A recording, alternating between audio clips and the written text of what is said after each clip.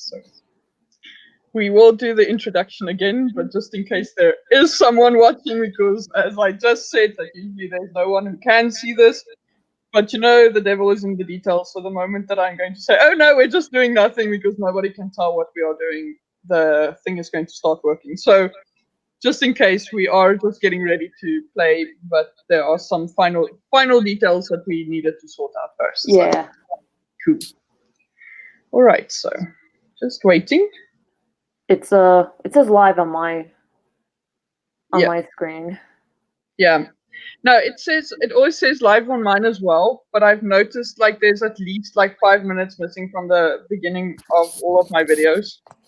So, and also when I watch live with other people, I also notice that the thing opens right in the middle of this, like the conversation, like they think that they were live, but they were not. So it's true. Very random niggle. So okay.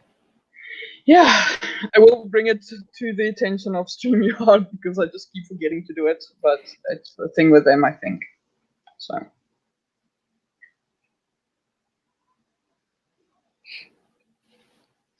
In the meantime, why do we not just talk about how our week has been going? Okay. I guess so. Yeah. So how have you been, Maggie? Busy, very busy. At school. I mean, I have school every week now, but it's just been a lot of reading.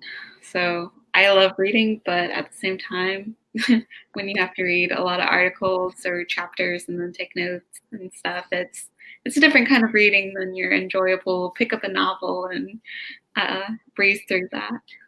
Mm-hmm. Yeah. Yeah, mine's been pretty stressful. I mean, just because it's just everything's happening every day. It's always giving me my attention. Behind on some stuff. Yeah. My short story is due next week. I'm like halfway through, and I'm still very nervous. Especially since I need to figure out how to like print like 19 copies of it. Oh. With minimal cost, yeah. Yeah. You don't have any friends, do you, that have printers that are nice and like to learn? I mean, we have printers at the school, but those that's like cents per page, right? Yeah, we have a certain amount of page that we could be able to like print out. Yeah. And I'm hoping that they'll be double-sided so then they could get cut in half. But I only have like 100 free copies left.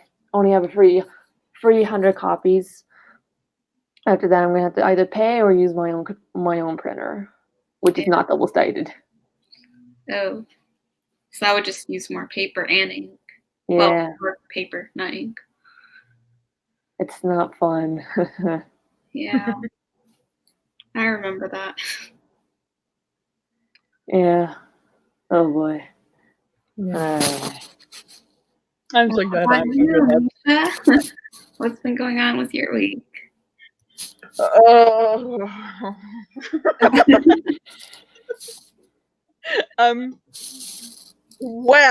yeah, so the new job is going well. So people are quite happy with the work I'm doing. But now the thing is, I'm a communications manager. So I'm actually the person who's supposed to tell everyone else what they're supposed to be writing and doing and all that kind of stuff. But the previous person didn't seem to have really put a lot of effort into strategic thinking. So they were just doing like, oh yeah, we're going to tweet some stuff today, which is now fine. But now we have like 2 years worth of stuff that I need to kind of understand with no real that I can discern record of how it was approached. So there's no continuity. So I have to now create a communications plan from scratch, while also writing articles, doing information spreadsheets, doing planning for an event that is happening at the end of the month, and another event that is also happening at the end of the month, and so at this stage I'm a bit like because it's just like it's not anyway, but it's a good job. I'm enjoying it, so lots of traveling. So yeah. And how are you doing, in general, so like with like you're planning right now, Maria, because I'm like not trying to rush you, but just kind of knowing how long we have to stall this conversation for. Well, last night I went to bed and realized, oh wait, paladins and sorcerers have attacks, and it's attacks with spells and all that stuff.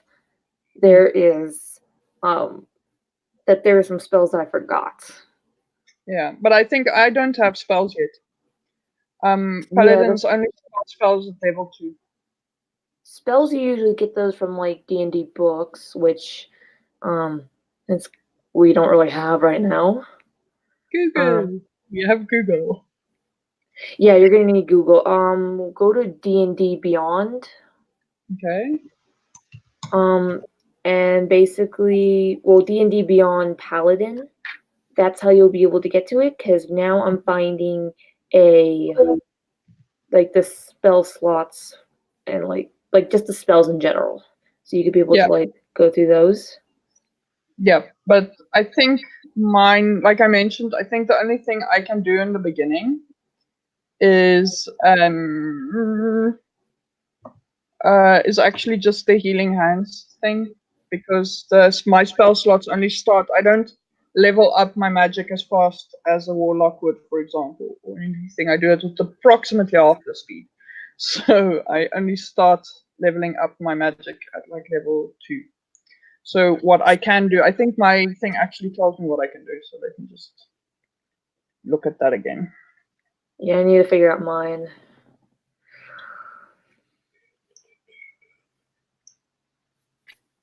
First level sorcerer origin.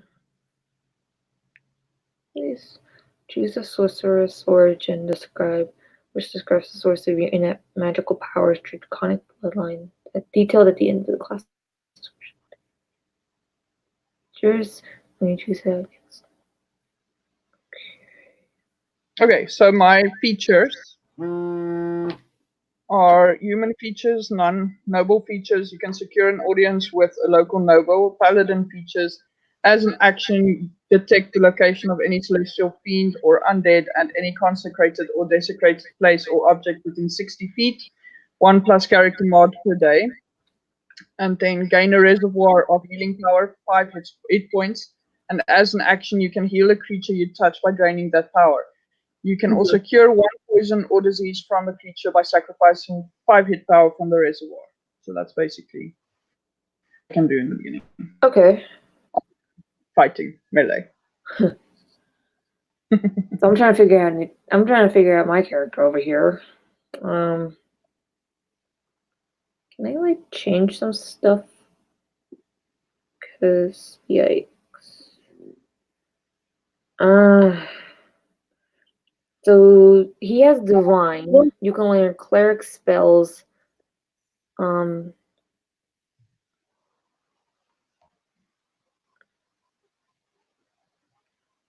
One common extra language.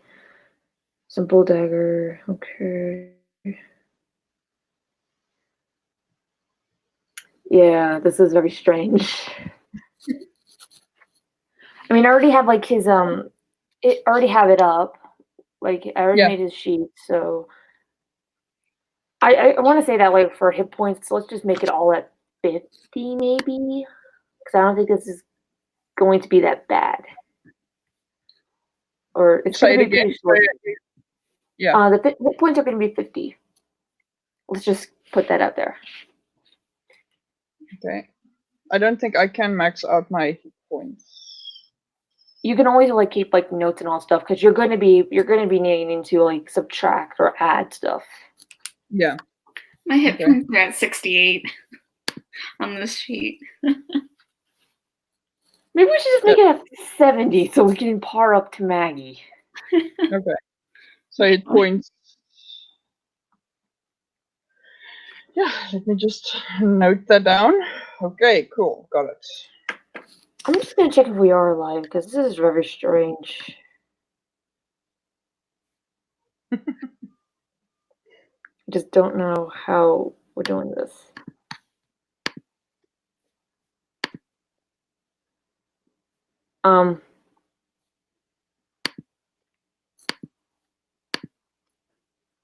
I think it says we're. No, I don't think it says we're. Is that on your? Is that the actual YouTube video? Well, it's kind of lagging. Yeah.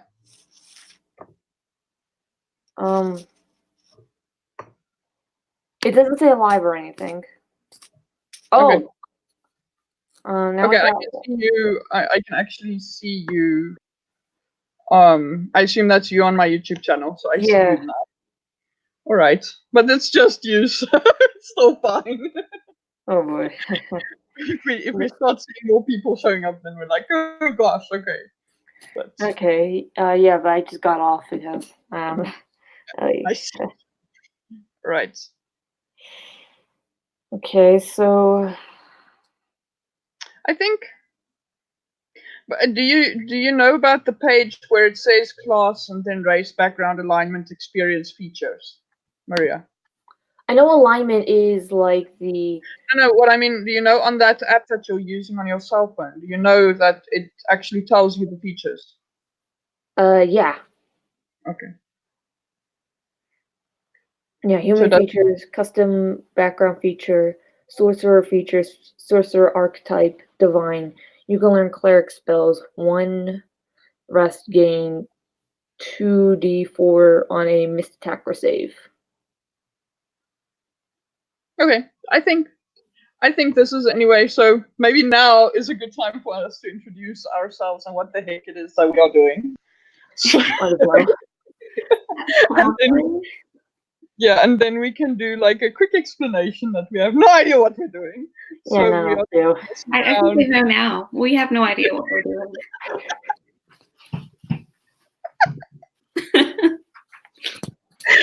Yeah. Okay. So yeah. What are we getting ourselves into? Yeah, let's like do it with our yeah. Okay. So hi everyone, and for especially the people who might be watching this in the future. Today we are doing something very different on my channel, which is to play a DnD one shot instead of doing our NaNo prep, because that's just the way we roll. And yeah, so yeah, so we decided we are going to do the D&D one shots, but I've never played. I think Maggie's played one shot, Once. Yeah. And Maria's played a few times, but she's never DM'd, and she's DM'd today for the first time. So we basically all don't know what we're doing. I don't know what I'm doing as DM. You don't know what you're doing as players. We're all gonna be confused. We are going to. It turns out all right as a story. Hey. Yeah, exactly. And I just feel kind of like yeah. So what we are also just doing, in case anyone is wondering where we are getting our inspiration from, we all write more or less fantasy kind of stories. So we picked characters from each of our fantasies. I actually went off the beaten track, decided to play one of my supporting characters, who is not usually the star of the show, but I like her and I feel she doesn't get enough attention, so she's making an appearance. Yeah, and I'm also using like my side-ish character. Like he's kind of like the main character, but he's kind of like the side character. He's in like that weird area, and I kind of like him too. So like, also, my main character is a class, would technically be a class that's not a D&D thing. It's more like a Pathfinder class. So I can't put her in unless we just decide to stray off. Yeah. Well, at this moment. We could go any way you want. We're doing what we want. So yeah, so if there are any Dungeons and Dragons purists watching this one day for some obscure, unholy reason, first of all, we're sorry. I'm sorry. we sincerely apologize, because we might be about to start butchering the story, but we might. Yeah. But it's going to be fun, so that's what we're going to do, and see if we get any better with it with experience. But yeah. Okay. And unfortunately, we don't have a board, but then again, we're all basically in separate places, so we can't have a board. So, let's see. Let me just get this one part down. Okay. Now,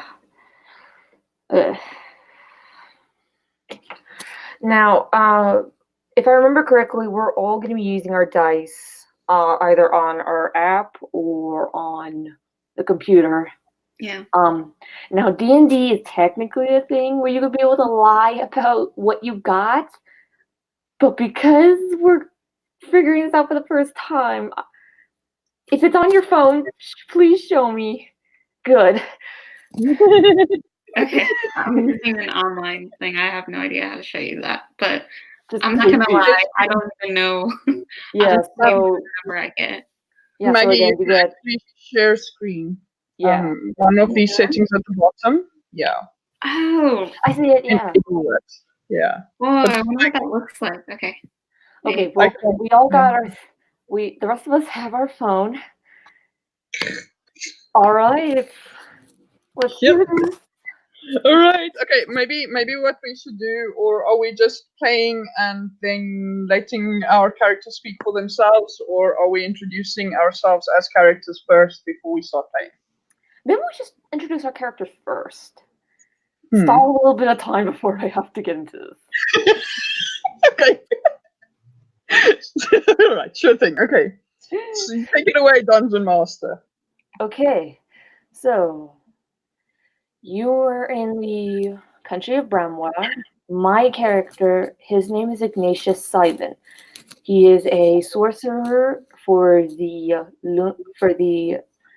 royal family at Lunar Castle. However, though, he has left his position, which is technically a high position there, to investigate their history and what caused the family to split. So now you are going to be meeting him at this event. Players, please introduce your characters. Okay. Go, Maggie. Well, my character is Ruana, and she is a bounty hunter in my story. But for this, I chose just regular hunter because I didn't see bounty hunter. And oh gosh, I don't know how else to describe her other than that. Like, she's kind of out for herself. You know, she only cares about taking care of herself and what she needs to do to survive, and getting enough money for that to happen. And she uses the sword and daggers as her weapons. I don't know how to fit Sword that. and daggers. Yeah. All right, Misha, what about you? All right. All right. Kayla has a complicated history, but she is noble born from a very, very prestigious family, but she kind of just... She was born, like, if you imagine everyone in the family being like a family of rogues and warriors, and she's kind of more like a healer kind of person, and then she learned to be a warrior because she wanted to fit in, but she just never lives up to her father. And then one day when she's 16, which is, I'm, by the way, aging my character down a bit from the books, so she's 16 right now. Her father's like, oh, by the way, the one thing that I think you have value in is you're going to get married to this other guy that you actually can't stand his guts. So too bad. Oh well, good luck. And she's just like, no. If the shit, I'm out. So bye, and she leaves. But yeah, she's actually still pretty. She's got a very big honor code, but it's not necessarily aligned to social expectations or rules or laws or anything like that. So, but she basically, the whole class that she comes from is basically like a paladin kind of class. So, they have gifts, but not necessarily healing, and then warriors, all of them. But then she basically sticks with that because that's what she grew up as, but she's not necessarily like particularly keen on being like holier than thou or anything like that. She's just minding her own business. She basically ran away from home, and she is just like coasting along. because she got That's the something scenario. that my character has in common with yours then. She ran away from home as well. Cool. Well, Yay. technically all our characters ran away from home in a way. Yay. Yeah. Melody. We're gonna get along great. Oh, wow. Yeah, so she's disinherited, and she's kind of like, the whole world turned its back on me. I turned my back on the world. That's kind of a thing at the moment. But when she does decide she likes people, then it is actually kind of like she's a ride or die kind of person. So yeah, it's going to be fun to play her. I'm like, sorry. All right. So, now that we know all your characters, we're now going to play the game. And I accidentally just locked my phone. That's not good. Yeah, mine too. So don't worry, we take out it will work. All right. So, players, welcome to the High Castle of Thela, a supporting fortress with the Lunar Castle. If you remember, the Lunar Castle is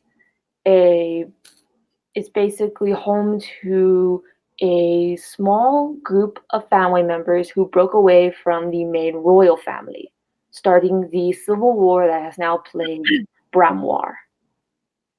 So now you know a little bit about the political intrigue.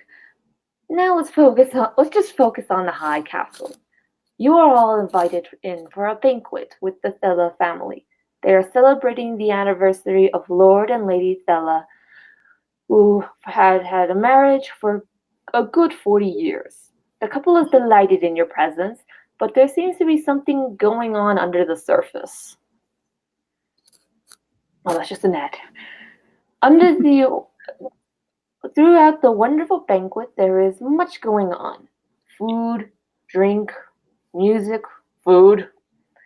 The atmosphere is lively and the conversations fill the room. However, none of you have seemed to notice the couple had left the room. And it seemed about like an hour went by before somebody actually began to notice. I will now ask you all to roll for perception. Okay, which side? D20. Now I locked myself out of my dice. Okay. D20. Yeah, okay. Do you have like any abilities for perception? I'm going to check now. Alright. Okay, let's see.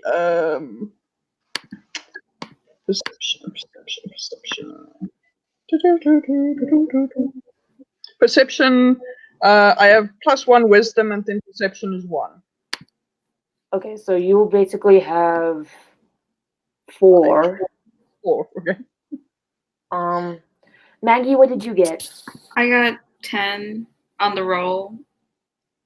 You're basically higher than the both of us. Oh, there you go. Sweet. That's what I got.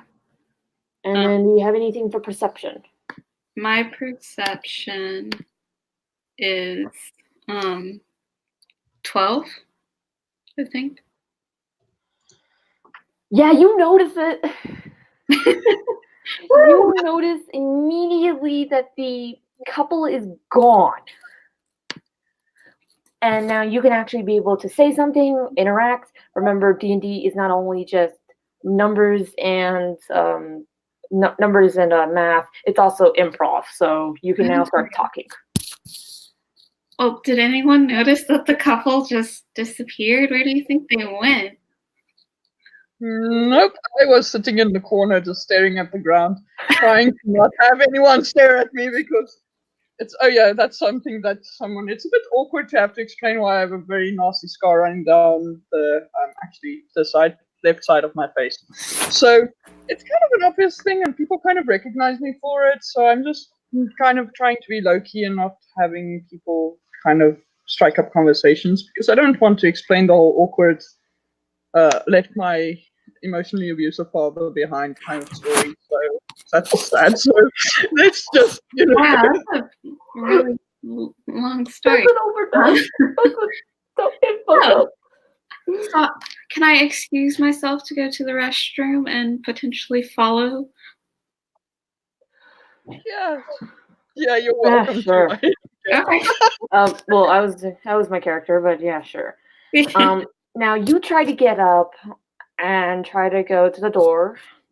You grab the handles and you tug on it. It's not opening. Oh. It's locked, really. A young sorcerer gets up with a scowl, and he also follows you. He also tries the other door. It's not working. So Okay. what the hell is going on here? What's going on? You guys basically look around the room. Not only has the couple have left, but everybody who was affiliated with the couple has left. So it's just you three. Okay. So now I know this that Maggie had a good high perception and I had a pretty decently high perception. So here's where this part gets interesting. Maggie, you hear what sounds like something in the walls moving. Oh no. It doesn't. Chamber of Secrets. Now, it doesn't really sound like the walls are closing in on you. It sounds like something's being removed from a hole. Ignatius kind of hears it, but he doesn't really know what that is. And Keela, you obviously don't hear anything. So, all of you, do you try to break out? Do you try to search the room for anything? Are there any windows? Yes, there's windows. Okay. Well then, I would take my daggers and throw them at the windows. I figured if I let you do an initiative because I thought that was an amateur move.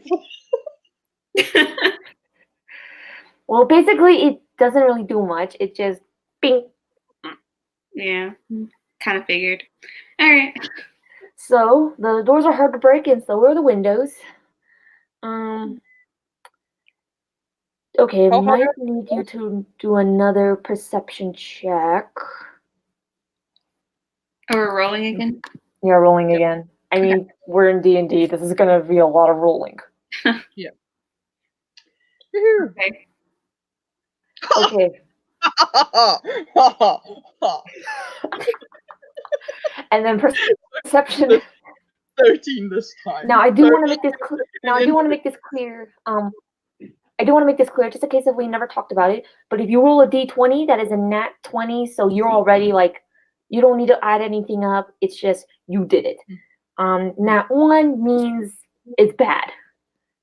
So, with that understanding, Keela saw it. Runa, did you see it? I got 11. Okay, so we all technically saw it. Ignatius got the highest roll. So, you guys kind of didn't notice it at first, but then it got a little bit too unnoticeable. There are holes in the wall. It's about the size of a fist. And it seems like at first, there's just water pouring out. And then it gets getting faster. Now, Ignatius saw this, and this man is now terrified. Now it looks like as if he's about to paralyze up, and he's going, "Oh no, they're going to drown us. Are any of you seeing this? They're going to drown us. We have to get out of here." All right. I want to try breaking down the door. Roll a d20. Let's just also check my skills because I should have a reasonable amount of strength involved here. But sorry, my phone keeps locking. Okay, d20. Never mind. Oh my gosh. You know, I planned the whole thing for this room. Wow, and you just ruined the plan.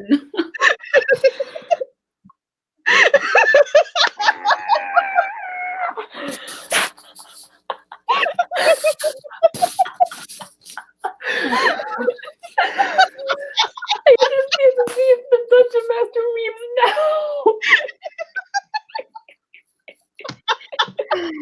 Guys, you won't believe how many things I've been watching. Like a series. This is now just like out of character, but like I watched a series about like a bunch of amateurs playing Dungeons and Dragons, and they also like got the DM just to be like, ah, because I'm just like Congratulations, you're already doing that. Like a dead end. I mean, I could still just be just a bigger Dan. So I broke the door open and I went through the door. They're all following you afterwards. The water is just pouring out still. There's gonna be a flood damage. And how do I diverge from this wonderful?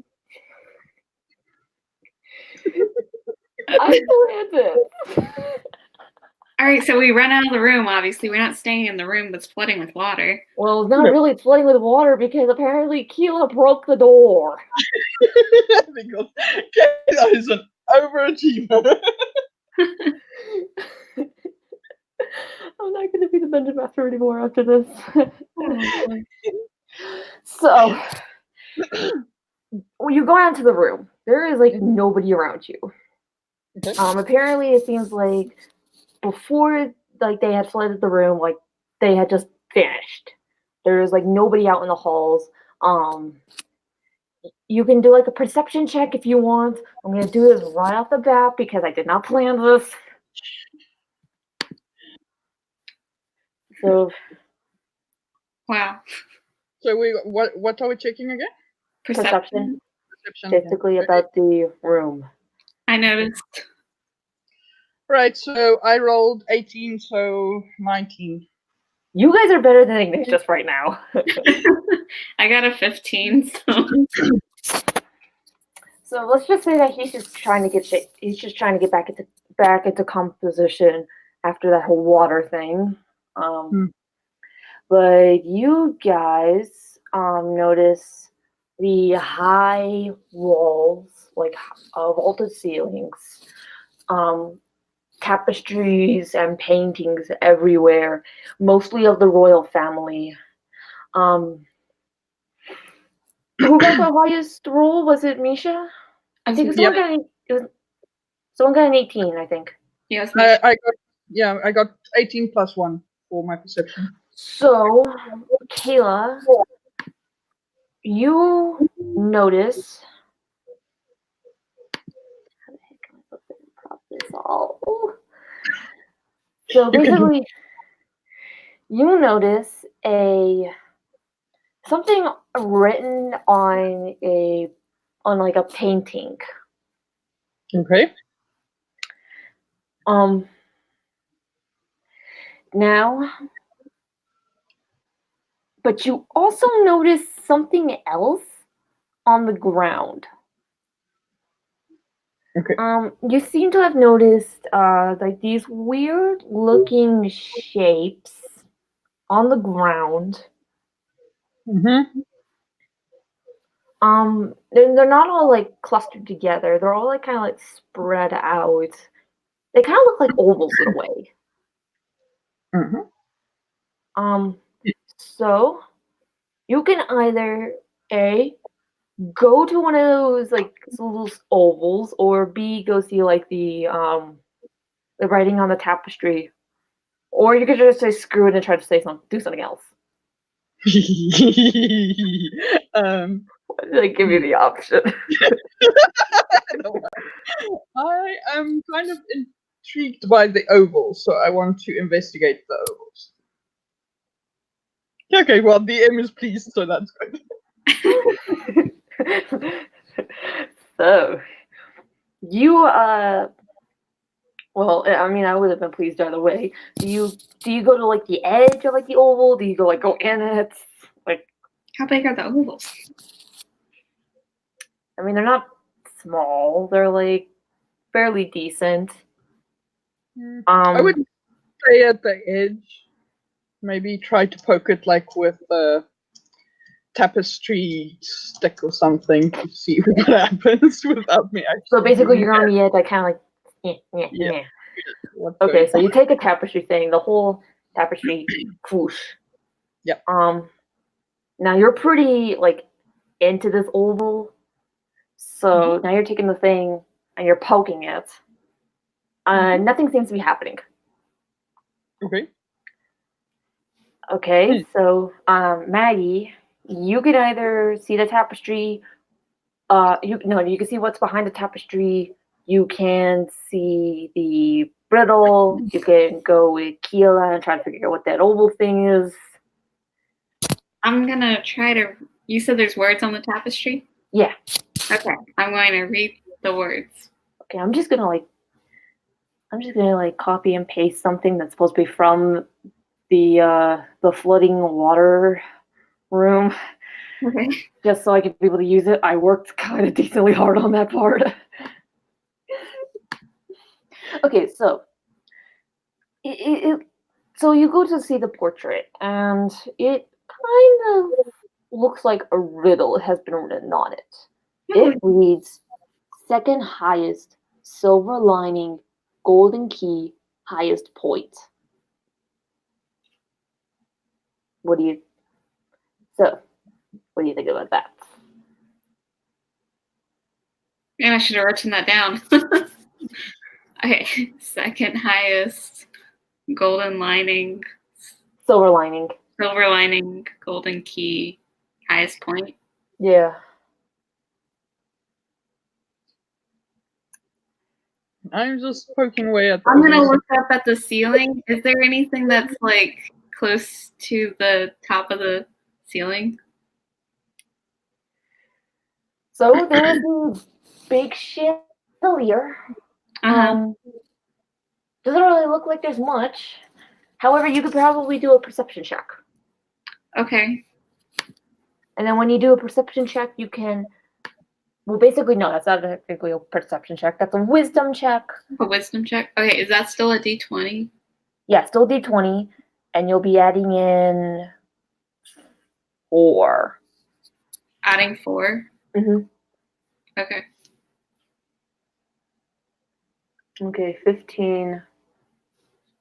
Did you roll? Yeah, she did. Cool. So, there is kind of like that, it's kind of like the floor mantle. It's like kind of like the little border at the bottom of the wall, but it's like somewhat towards like the middle of like the room, like on the wall. It kind of like runs along. It's like a mantle. It's like a decorative mantle. Okay. There's a decorative mantle around the wall? Yeah, it's like all around like the hallway. Okay. That's when you kind of notice something glinting. Now, I would like to say that this mantle is kind of like a silverish mantle. So you can see a glint of something. I don't know if that's actually what you meant, but okay, go ahead. So there's like a little glint of something golden on the mantle. Okay. Reminding you, it's pretty high up. Hey, Kayla, do you want to boost me up? Okay. You're gonna need Ignatius as well, probably. And Ignatius, let's So he's kind of like standing against the wall. Huh, okay. So you're all gonna have to roll. Oh, bless you. Thank you. Strength check. Strength check. Is that still D20? Yeah, still D20. Oh man, that was terrible. I got a 2. Sorry, I took it out and I'm not lying. I got 18. Okay, good, because Ignatius is also a 9 + 1, so 10. Yeah, Kayla, you're gonna be at the bottom. I also have to point out I have a +3 strength, so I've got 21. So yeah, I could probably like. Well, because it's also pretty high up. So, Kayla, you do your hands into like a hold. You gotta put up with Ignatius, who's like, oh my gosh, I've never done this before. So, and then also like Runa's like kind of like crawling onto his back, so there's kind of like this weird looking scene of like what looks like turtles trying to crawl on top of each other. However, Ignatius was not prepared for Kayla's strength, who just went, whoa! So was Runa, so I'm thinking this is Well, I don't blame him for not expecting it. I mean, I'm a 16-year-old kid who's shorter than I am. It's a bit weird to have someone who's that strong, who's that small. maybe there's like a save you could be able to do. Saves are usually D10. Maggie, I kind of want you to do like a D10 just in case, and I'm gonna roll a D10. Okay, roll a d10.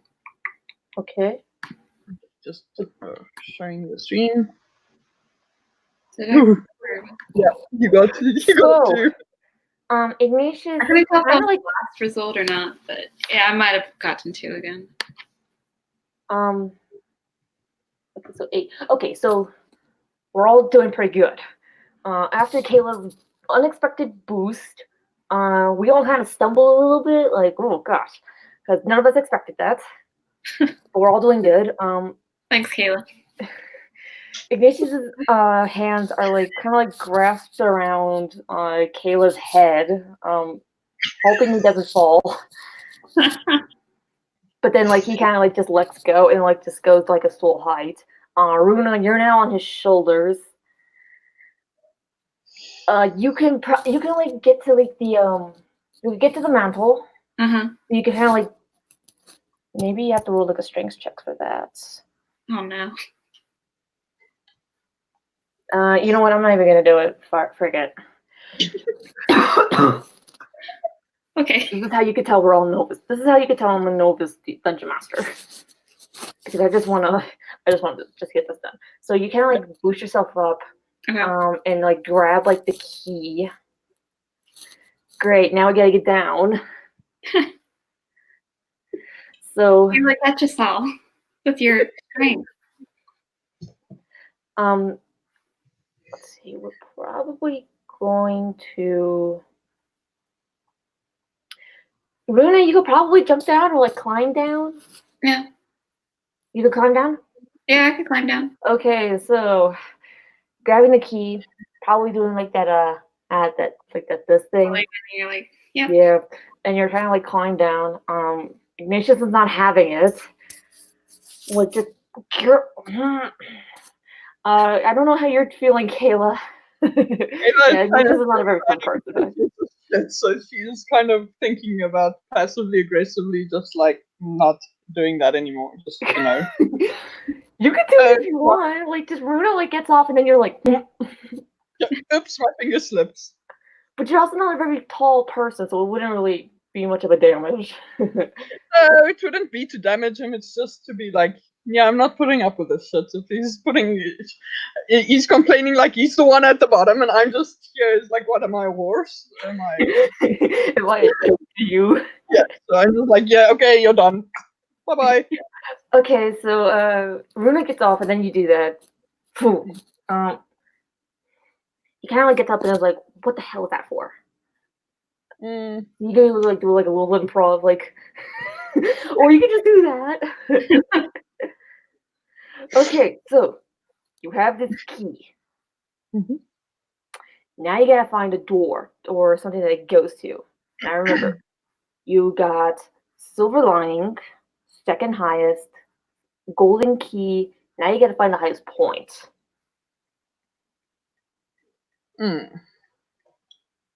So they would need another door that we need to leave the room with that would lead presumably to a staircase. Pretty much. I mean, that's the highest point in the castle that we're talking about, and not, for example, the second highest shelf. Yeah. So I'm gonna need everyone to do a perception check. Okay, but are we all agreed that we are looking for the second highest part of the castle? I guess so. Yeah. Unless this is like one of those tricky riddles where they're trying to confuse you and they're like, I mean, they're not. I mean, the Thela family just kind of meant like you're going to go to the highest point of the castle. Oh, okay. Well, And to be fair, this was basically supposed to be in the room that was filling up with water. I would like to say now there's just like water all over the floor. There's water damage. So it's not really that bad. It's kind of like meh. okay. So Like, there's actually still the other door in that room. yeah. You said there were 2 doors. Well, the door was basically, it was kind of like double doors. Oh, okay. So, So basically, one basically door altogether, but yeah, yeah. and the reason why Ignatius tried to get the one was because, well, we all know how it feels for one part of the door to be open and then the other one to be opening. Okay. So that was originally supposed to be for the room. Maybe we could put that back in.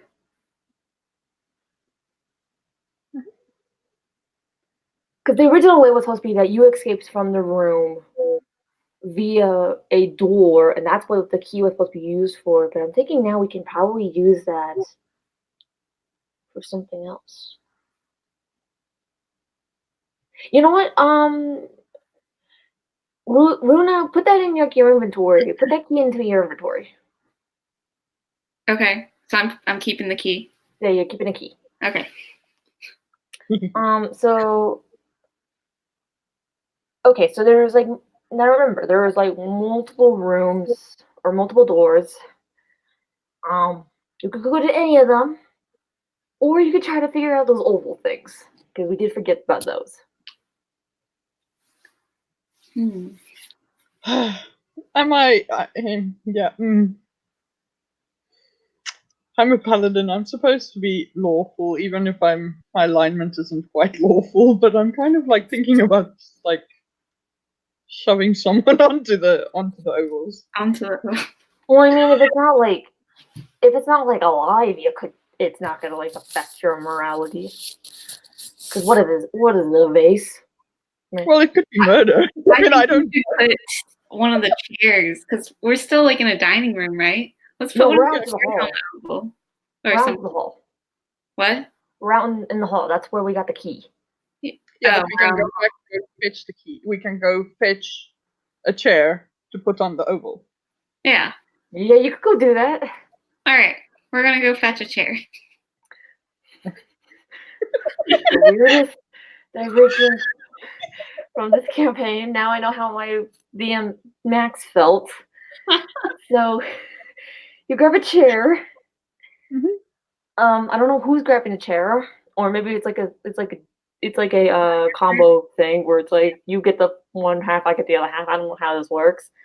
And you bring it over to one of the ovals and you put. Nothing seems to be happening at first, and then all of a sudden it feels like as if the oval just from the inside opened up and the chair went poof.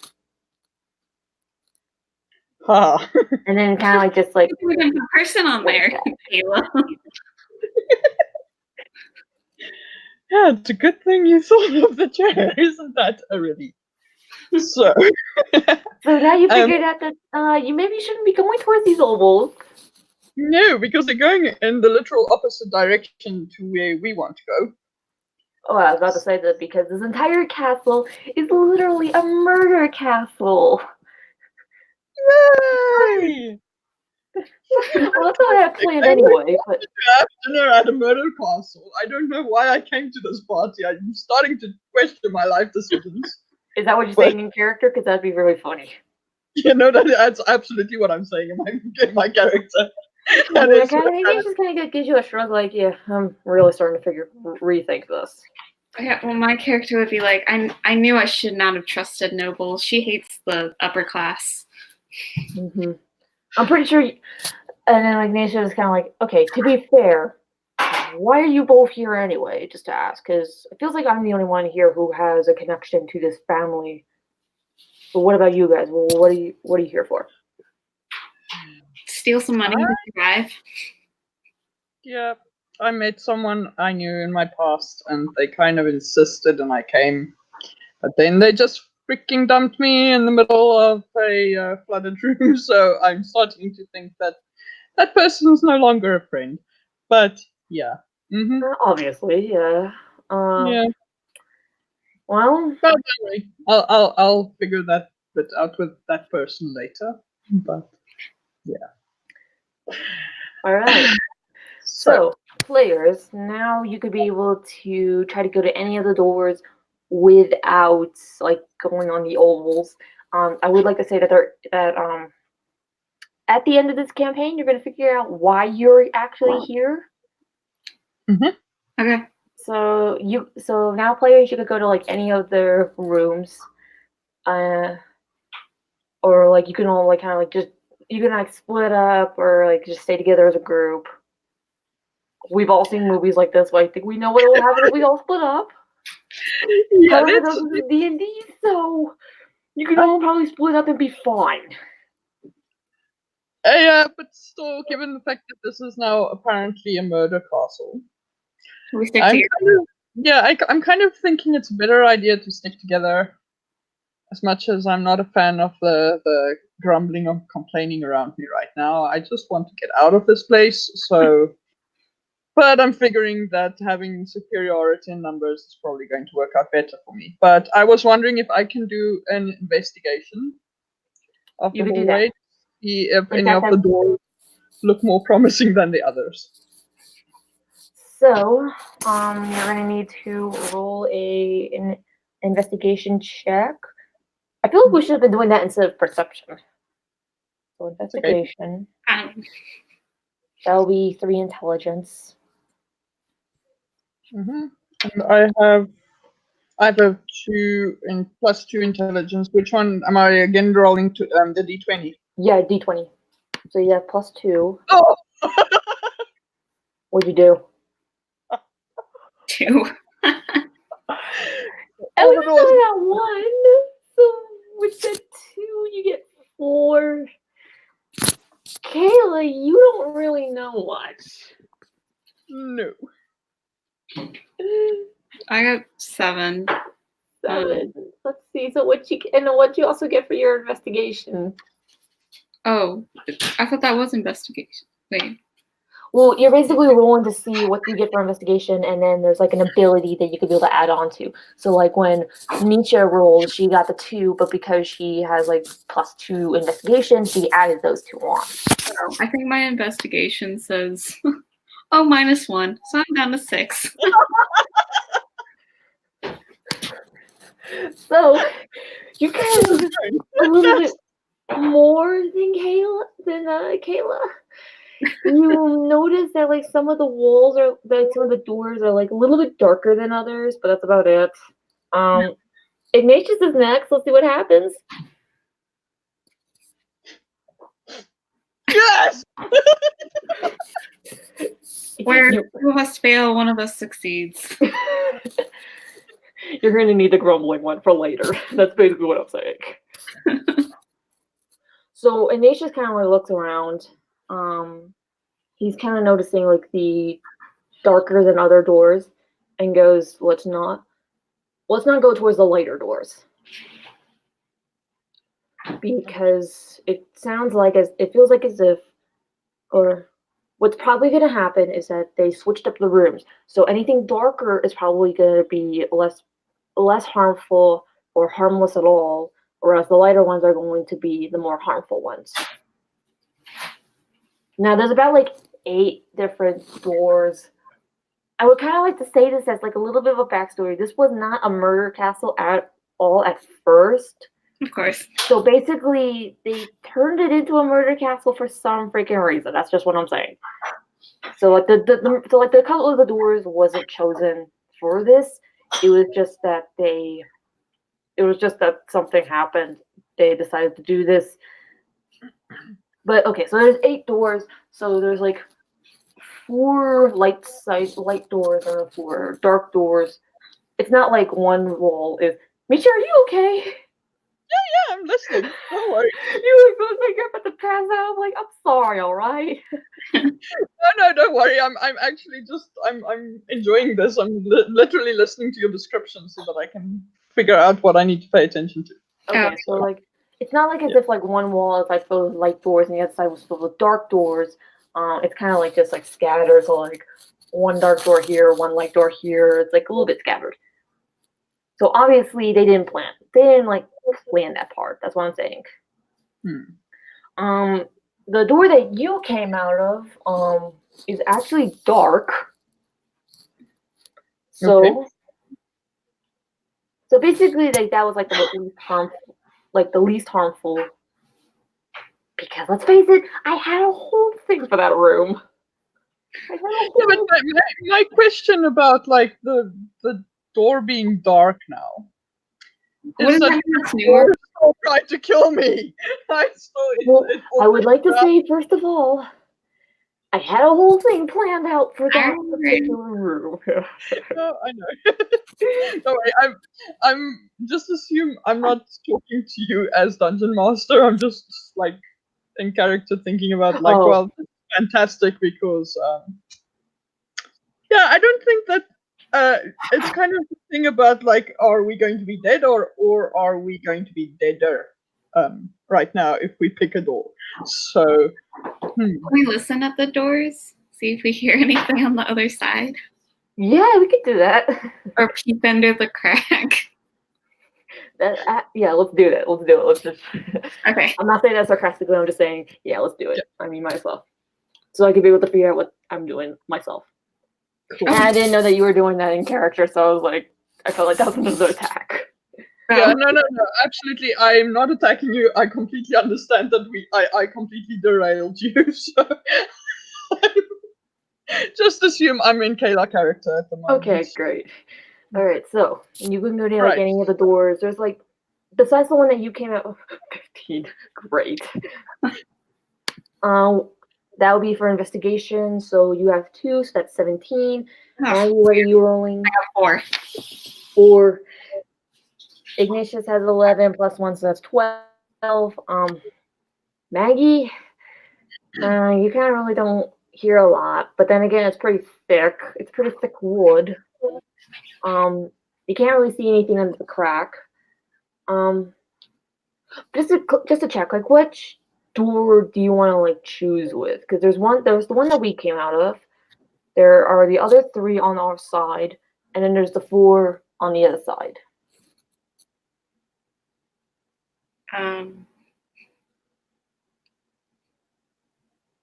Whichever ones you pick, I will pick the other ones. Because at the moment, my opinion is still that this is completely randomized. So Okay. Okay, so Ignatius kind of like looks around. He's also just a stump as well because he has no idea what's going on. And then he kind of like sees like this dark door, like kind of like diagonal to you guys, and goes, "Okay, let's try that one first." And like he goes across, like avoiding like the old holes. So now Ignatius and Kayla, you are at the doors. So is Runa, but like again, she doesn't hear anything. Again, it's thick, pretty thick stuff. Ooh, wait, I know what I can do. Oh boy. Break the door. No. I have a thing, a paladin thing that I can do. That is to let me just get the name for it. I forgot about that almost. I can detect the location of any celestial fiend or undead or any consecrated or desecrated place or object within 60 feet. So I'm kind of wondering if I should do that, because if something is on the other side of the door, that is probably something I would want to know about. So in front of this door, the one that you guys are at now. Yeah, well, it's a 60 feet, I assume, radius. Okay, so you'll be able to cast that with a D20, I believe. Yeah, let's see. 16. Ooh, all right, great. Yay. So, you cast that spell. Let's see, I'm trying to figure out how to remember this. There seems to be like what feels like an undead source at the end of the hall to the left. Okay. Okay. So we're not going to that. So that's the 3-door side. No, that is the 4-door side. Oh, okay, that's 4 doors. So 4-door side, there's something undead.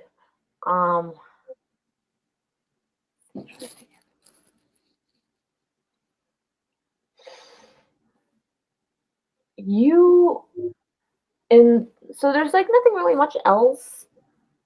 But then again, I'm pretty sure that it's gonna be hard to figure out how to like trap an undead or trap a divine being in a castle. Mm-hmm. So besides the undead, which they somehow have,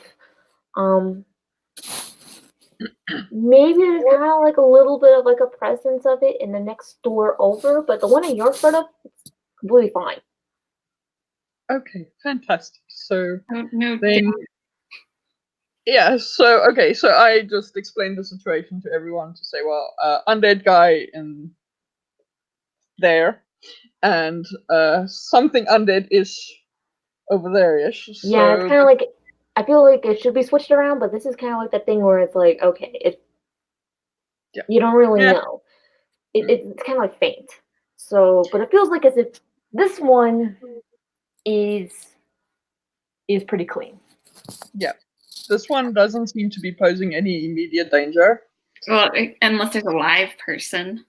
Yeah, unless no, I would probably be able to know if it was a live person, but it could still be something like, trapdoors, arrows, fun things like that could still be working for me. But I have to say, all things being equal, I'm not quite in the mood for a fight with an undead person right now, so I vote we take this door. Who isn't? That's fair. Yeah, and see, at least if we see the stairs are going down, then we can always come back. But if the stairs go up, then we can go up. So. Well, okay, so I tried to open it. Also, like there was that part where we did all roll a perception check or investigation check on the door. So you kind of like push your ear against the wall, or like kind of like I don't know who's doing who, but like someone's pressing their ear up against the wall. How about this? I mean, it's just because he rolled less than Kayla. He kind of like has his ear up against the door. You kind of have you're looking in the crack. Ignatius kind of hears something like a mechanical thing, but it doesn't really sound that faint. It sounds pretty faint. You, on the other hand, you can kind of see like shadows of something large moving, and it kind of is going along with that mechanical thing. Ooh. Okay. So you still want to break that door down. Yeah, to be fair, you're on the outside of that room, so you could just take the handle and just... Okay. Is it unlocked? Oh yeah, you might want to like just check the handle. Yep. Okay. So are we taking on mechanical whatever it is, or assuming that it's something that is out to kill us, or are we doing that? Maybe just a thing that moves around, but not a thing that's gonna attack. Actually, I could be able to now use the scene. Okay, but okay, I will try. I'm trying this door handle to see if it opens. Well, I mean, even if it doesn't, then I can always reuse the scene because it's a very weird scene. So, or it was not weird, isn't like it's bad, but more of just I gotta figure out how to use it. So you take the handle and you push down, and it actually just goes along with it, so it's unlocked. Okay. So you push over the door. I am also push through. I'm just drawing my sword already, just in case, because I'm kind of feeling like this isn't no longer.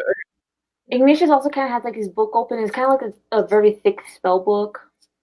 So he's kind of like they're all getting ready. So you push open the door.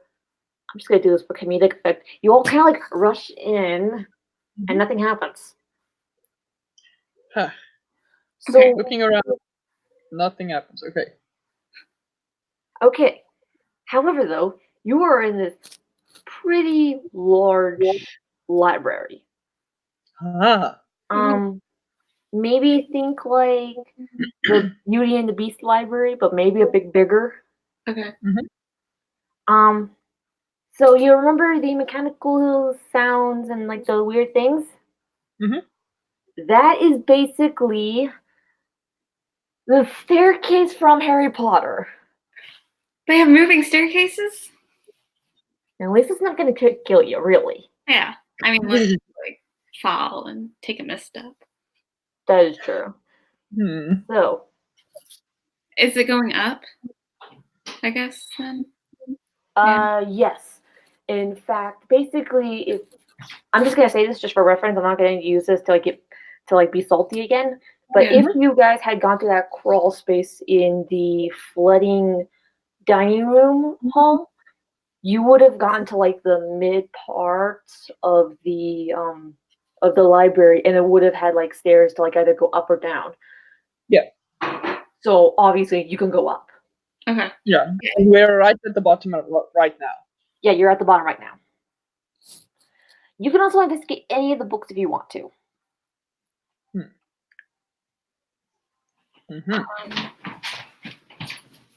Ooh.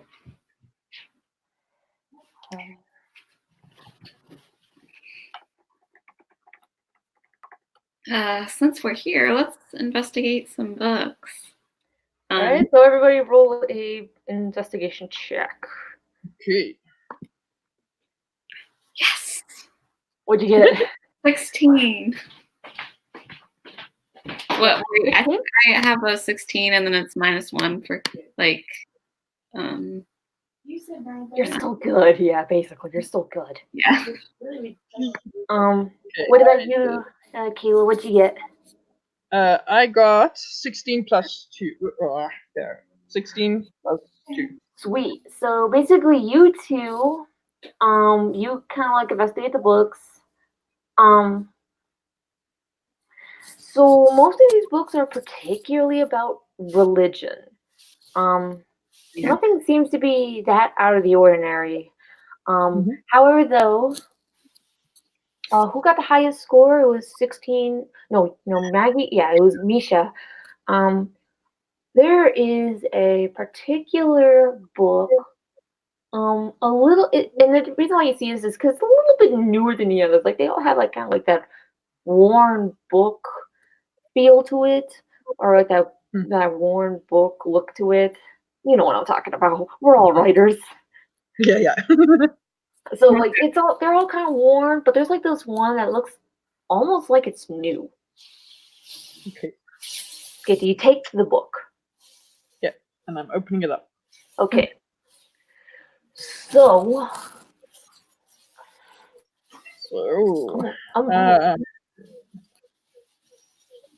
I'm just saying that although I have this room planned, I don't really know. I just put in the book thing because I was like, well, we all need to have like something. So your book,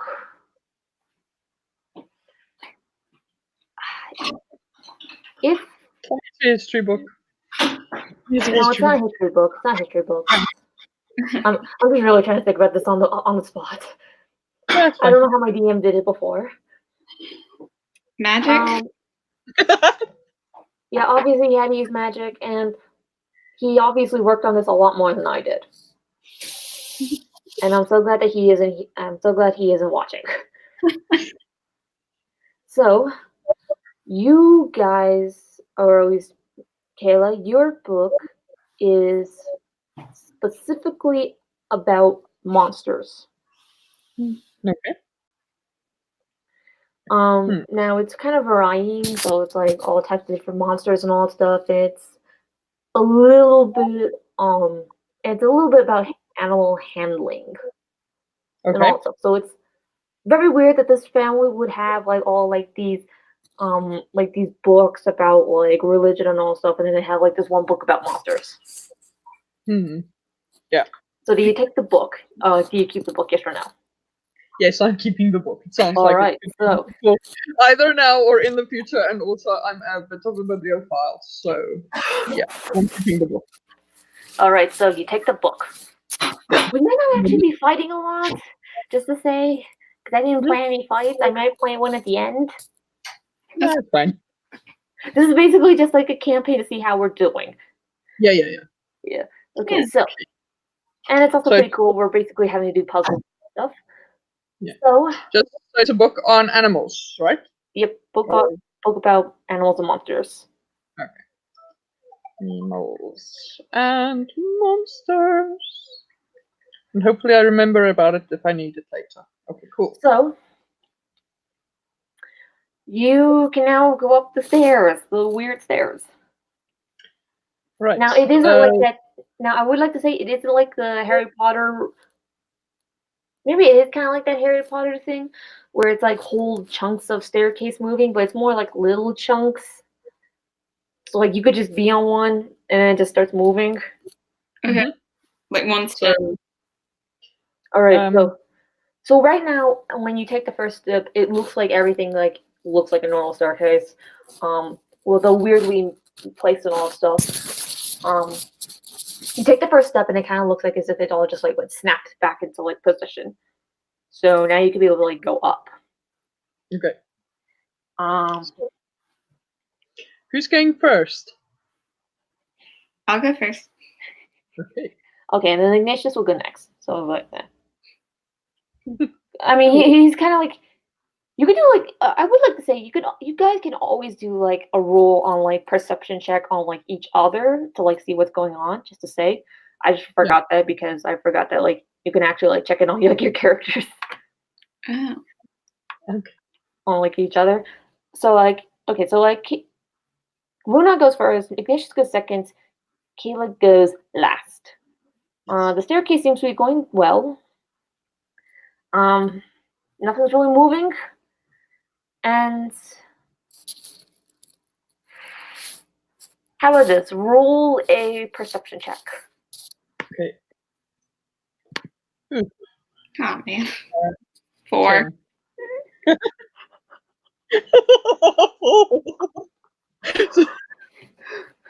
Our characters don't notice anything. Or at least they kind of notice something, but they don't really take effect into it. Yeah, I'm just like kind of sensing that something is not quite feeling right, but okay. We're just Okay, going. so we don't know who did it, but someone stepped on a particular step, and the staircase just starts shifting around. Oh. So you guys might want to roll.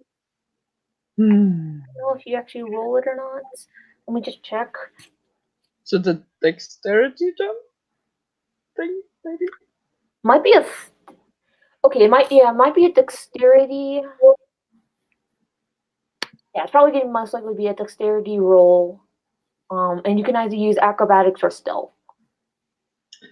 I'm going to go for, well, for me it's the same. They're the same. But I'm going to go for acrobatics because I think that's more Kayla than. 20. So 15. That's what I got. I got a 20. And plus my acrobatics is +5. You don't even add anything when you have a d20, all right? When you have a nat 20, you don't add anything. Oh, okay. Yeah, so needless to say, I am about to see my own backside. So, Okay, so maybe because we all kind of like didn't notice really anything, we're kind of up there, like not too high, but like maybe we should be a little nervous, kind of high. Yeah. So Fantastic. the staircase starts to break apart and start like moving around. Kayla,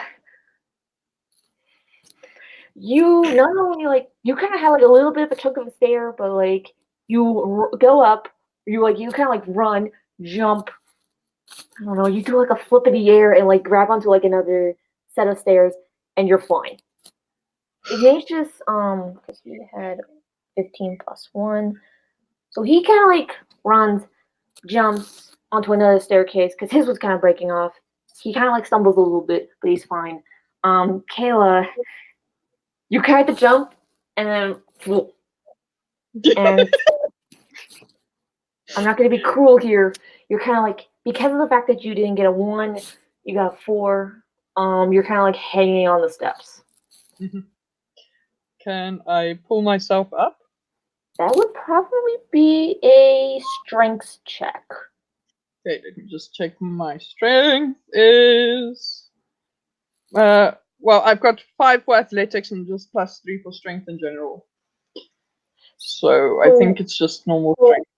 So basically, if you have like a plus something for strength, let me go to like my thing. So like when you get like a strength, there's like a little like plus something. Yeah. So like for saying Ignatius' strength is 12, and then plus like 1. That's the modifier.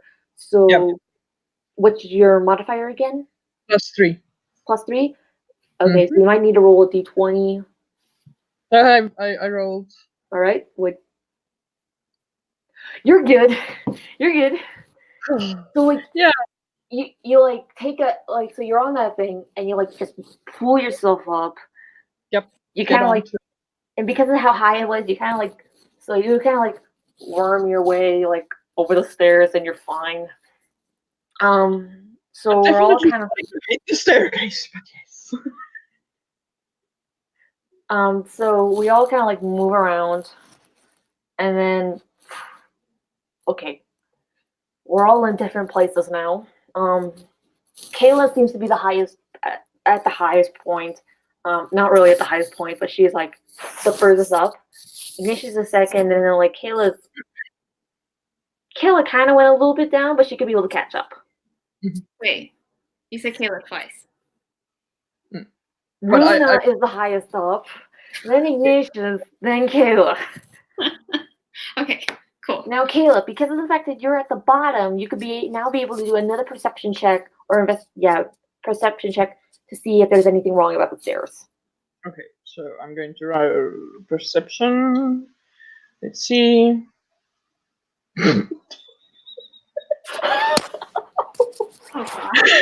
So I'm apparently very good with the feats of strength, but not so much with team. You have more bronze than brain, so that's basically it. Yeah, something like that. I mean, you did overdump your life story at that dinner party, so yeah. At least you didn't go too far, but thank goodness. So Kayla, you might be restarting that staircase thing again. You don't know us really anything. You know how it is. Runa and Ignatius, we could both also roll, so that we could be able to like alert you. Because now that we've been on the stairs, we could probably be able to like see what's going on. Okay. So let's roll a d20. Oh, not too bad this time. 13. All right. Sure. And Ignatius got 9. So, and then with a perception. Would that be perception or would that be I think that'd be investigation. Okay. 3. So like I think we're kind of like in like the same range of like what we got. So Runa and Ignatius, you guys kind of like look around, and you kind of notice that there's on the stairs there's kind of like this gold plating, or like maybe not like a gold plating, but more like a brassy brown kind of gold plating. So you didn't really notice it at first, but now you do. Mm-hmm. Where on the stairs? Is it on like the steps? Yeah, the steps. On the edge or on the whole thing? On the whole thing. It's kind of like a little plate. Okay. So one of us can turn to Kayla and be like, "Watch out for the gold plating! Use the railing!" Good to know. I'll do my best. Okay, so I'm going to try getting up the staircase without hitting a gold plating. I feel like you need to roll for that, but I'm not so sure. Okay, how about this? Maybe so then we don't have to roll that much. Kayla's kind of still running upstairs because she got a 4. Mm-hmm. So when you said that she kind of like saw a gold plating, but she's going at that kind of like a fast speed where it's like you can't like if you stop, then you'll kind of like fall over, and you may hit the gold plating. So you can probably do like a little like acrobatic check where you can either like just do like a little jump over it, or I don't know, if you get a D20, then I guess a full blown acrobatic spin. Okay, so acrobatics is 2. So plus no, and then plus. So I got 12. 12. So you do like a kind of like a woof, like you jump over it. Not as grand as some of your other feats, but like you didn't really need to jump that high to like miss a little gold plating. You could have just like overstepped it, but instead you decided to go. Yeah. So yeah, you're doing fine. Running upstairs, catching up to Ignatius and Runa. Also avoiding the other little gold platings because now you know about this, and now that you've seen it, now that you know.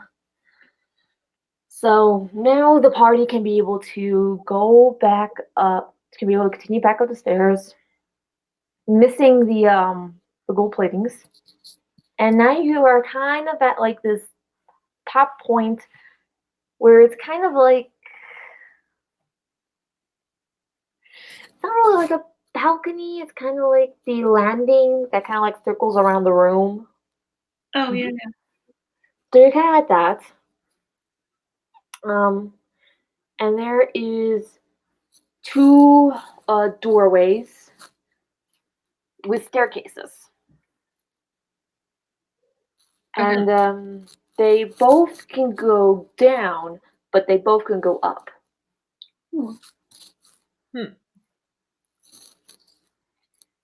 Should we stick together? This is a good question. You can like improv this scene if you want to, because I don't think we've really improv much. And that's basically D&D. It's just improv. Yeah. Yeah. Wow. So this can probably go to 2 places. What's the possibility that you can go to both? They both can go to the same place. Yeah, I was. Both like spiral up and be on different sides of the same room. Potentially. So what does this staircase look like? Is it a circular staircase, or is it one that's It's like a circular staircase, stone. To no gold plating? No gold plating. Okay. You don't hear any mechanical locks except for the ones below you. And are there walls around them? Other walls? Yeah, like around the staircase. Like, is it like a castle staircase that is like has a thing in the middle and the stairs going up and the wall around it? Oh, or so like so that you can't communicate with the other person on the other staircase, or are we just? Is it an open staircase? So basically, if you go to either one of those staircases, then you wouldn't be able to communicate with each other. So they're kind of closed. Castle staircase. I think we should split up. Okay. Okay, let's split up. If you want to split up, I am okay with splitting up. Well, I think it's going to be an uneven. There's going to be 2 on one side and 1 on the other because we're both going up, right? So how are we deciding who's going up together? Maybe we can roll like a d4. Okay. How about odds go to the left, evens go to the right. Okay. I'm going to the right. I'm going to the right. Okay. Okay, so I'm going alone. Okay, like you already get like enough in acrobatics or and strength. You're probably gonna be fine. Yeah, I think I should be okay, and also I'm a bit of a tank, so I'm fine. So you guys split up. Yep. Kind of like give like a little like salute, hoping that you'll see each other alive. Yeah. Okay. Good luck. Good luck. Alright. Up, I start climbing. So Ignatius and I are going up together. Mm-hmm.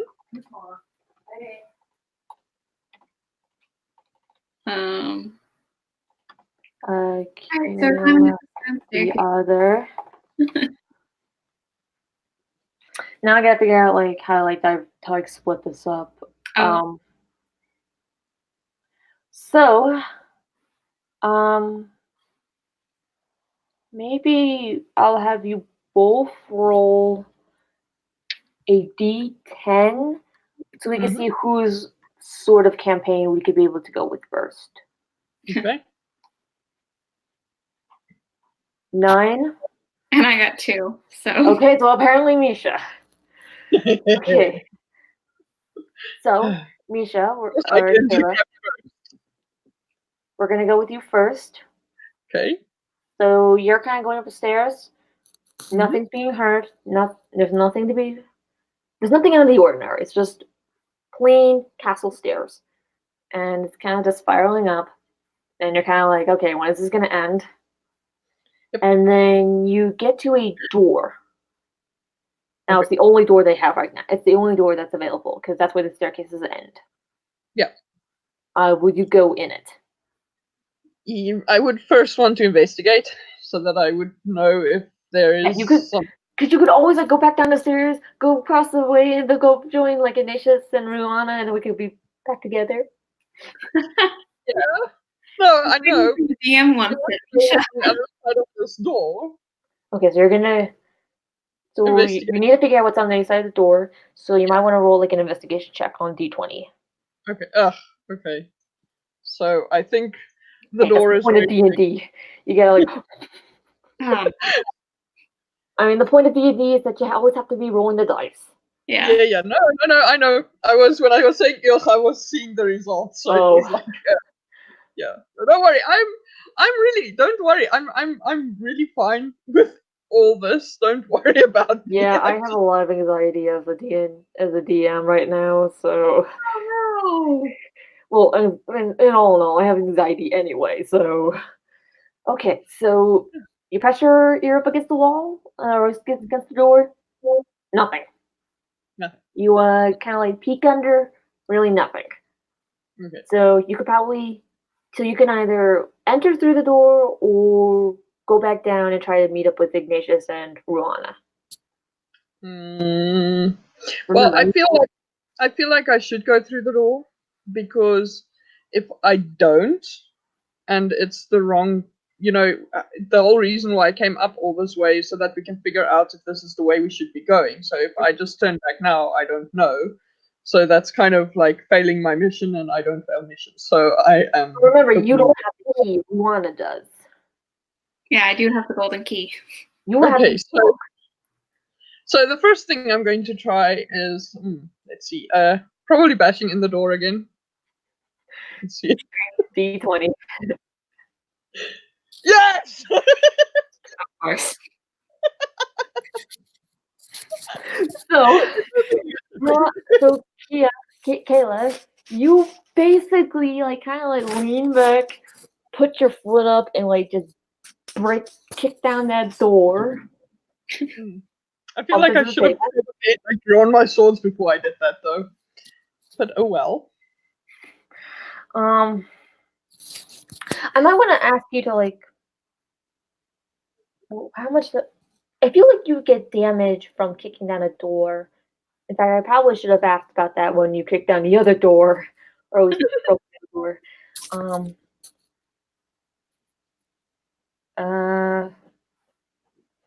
Well, I mean, my strength is 16 plus 3. My armor is 19. So I don't know. What do you think? Maybe roll like a D4. Okay. So it wasn't that bad, but you just kind of like, ooh, that kind of hurts. 1. Okay, you're fine. Literally. Okay. Well, I kind of like a little like thing up your spine, like, and that's about it. Yeah, a little tingling feeling going to my knees. Yeah. So okay, so the door is now broken open, and you can see that there's clearly nothing in the room. However, though, I'm not saying that as in like there's nothing important in there. So kind of go in, and there is like it's basically a terrarium of animals in like glass containers. Okay.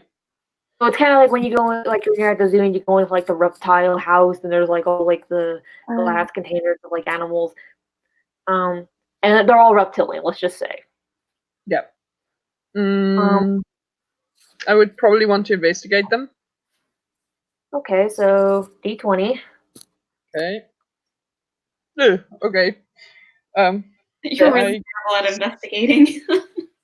I see a lot of animals, but I don't know what they She's are. good at strength. She's good at acrobats, not at anything else. I'm guessing. Yeah, I might have had a bit too much wine. Yeah, probably so. We're all feeling the effects of our dinner. Yeah. So you're kind of like going around. Snakes, lizards. So you had a pretty high scores, like a 6. So you can kind of see that there's like some green ones, some brown ones. There looks like one that looked like it was kind of like a goldenish color, but the lighting made it look. But you weren't sure because of the lighting. Now, are you investigating just the animals, or are you also investigating the room in general? Well, this was just the animals because I just wanted to like see them first. But now with that golden one, I'm kind of intrigued by the color because it's different from the others. But now I'm wondering if I should look in my animal book that I found. What that says. Okay, good. You remember that book. Okay, so textbook. Yeah. Okay. So what do I do? What will I roll? I don't think you roll anything because you're reading it, unless you don't know how to read. Intelligence. I know how to read.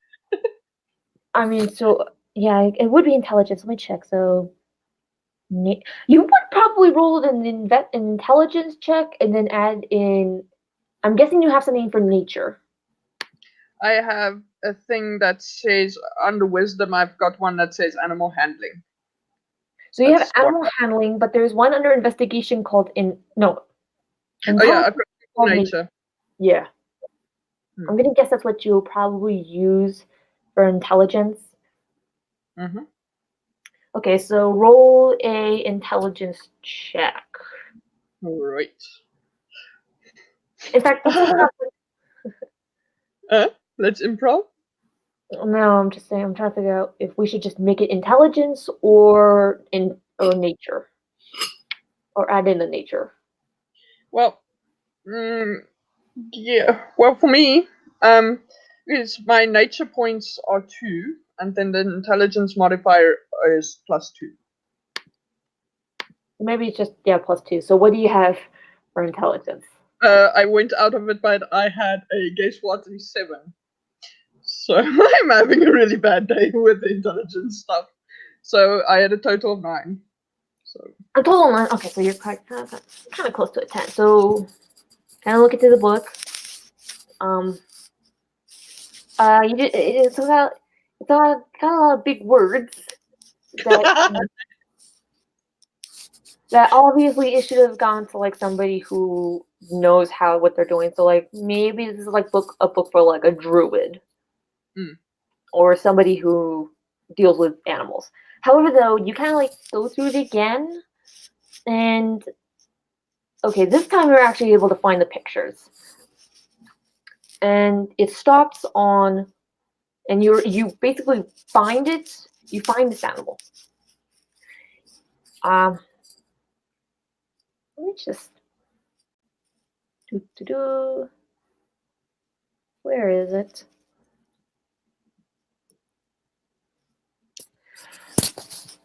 I'm gonna double dip from my previous campaign to do something that I remember. Go ahead. So this is so basically you kind of like look at the page, and then like you kind of like look at where you are in this book. You are basically on the side about dragons, or at least small dragons in that way. Okay, so I would like to. So I'm going to read off something from the Dungeons and Dragons monster manual that I was able to find online. So you kind of like look at this color, and you kind of look back at the book. Chromatic dragons, black, blue, green, red, white. Those are not what you have, but those are the evil side of dragon kind. So aggressive, gluttonous, vain. That's not what's in there. What you are seeing is a metallic dragon, because remember, it's like kind of like that goldenish color. And the metallic dragons are brass, bronze, copper, gold, and silver. And to be fair, I made that all up on the spot. So when I looked at this, it's actually going along pretty well. Yeah. Well done. Yes, yeah, thank goodness. So you have gotten, so this is a metallic dragon, and it is the good side of dragon kind. They are preserve and protect, and let's see, and they have the magical ability to assume the forms of humanoids and beasts. So you can, and they're sometimes too shy or paranoid. So you kind of like look at this book and look at the dragon, and it makes perfect sense. It's just laying there, like, meh. No. It's not dead don't worry, it's not dead or anything. It's just lazy. Yeah. So, Yeah, but it's probably bored, because if it's stuck in there forever, it has to be bored. you're gonna break the thing. No, first I would, because if it says it's paranoid and so forth, I would first just want to make sure it understands that I am quite nice. When you get used to me. There's no sign that says tap on the glass, just saying. But then again, it's not really for visitors, it's more for the family. Yeah, so I'm like, hi, dragon, hello? So, I don't think there's like you don't need to roll animal handling because you're not handling it yet. No. It kind of like pokes its head up, looks at you. And it's like, it kind of like gets up on all four. It's pretty small in a way. I don't know how big your character is, but it could probably fit on your shoulder. Okay. So it kind of like gets up, walks to like the glass, and like sits down, and is like,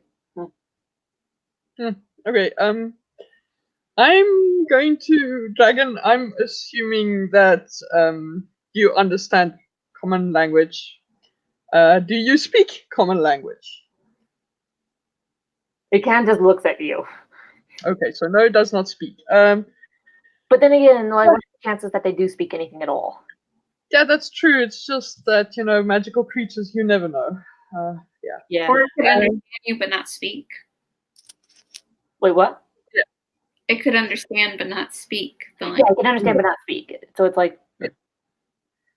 Okay, so, Dragon, do you want to get out of here? Because I could probably figure out a way to get you out if you wanted to. Because I'm feeling really sorry for you, so if you can just give me like a good signal or something that I can actually, yeah. So it's kind of like just nodding its head at you, like as you're talking, because it's like it wants to get out, but it's not gonna like try to like break down the glass. Yeah, first So let's maybe, investigate the glass to see if there's a way for me to get my hand in without breaking it, because I don't want to hurt the dragon. And then you don't want to hit the dragon. So it kind of feels like all these cages are like stacked on top of each other. You could probably try to like move the glass to like try to like get to like the back where there's kind of like a little like latch door. okay. Okay. Yeah. So you're basically trying to move glass. Yep.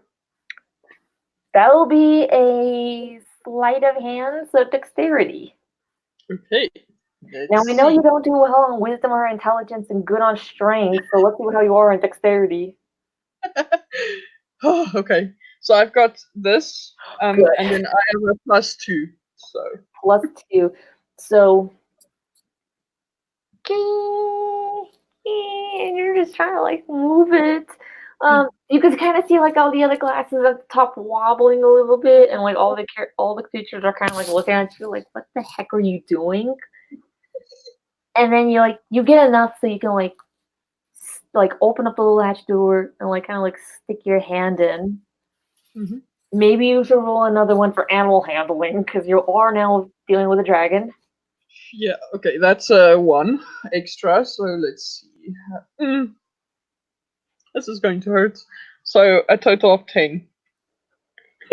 So it's well, don't remember this is not this is a very paranoid and shy dragon, and it's also been in its cage for who knows how long.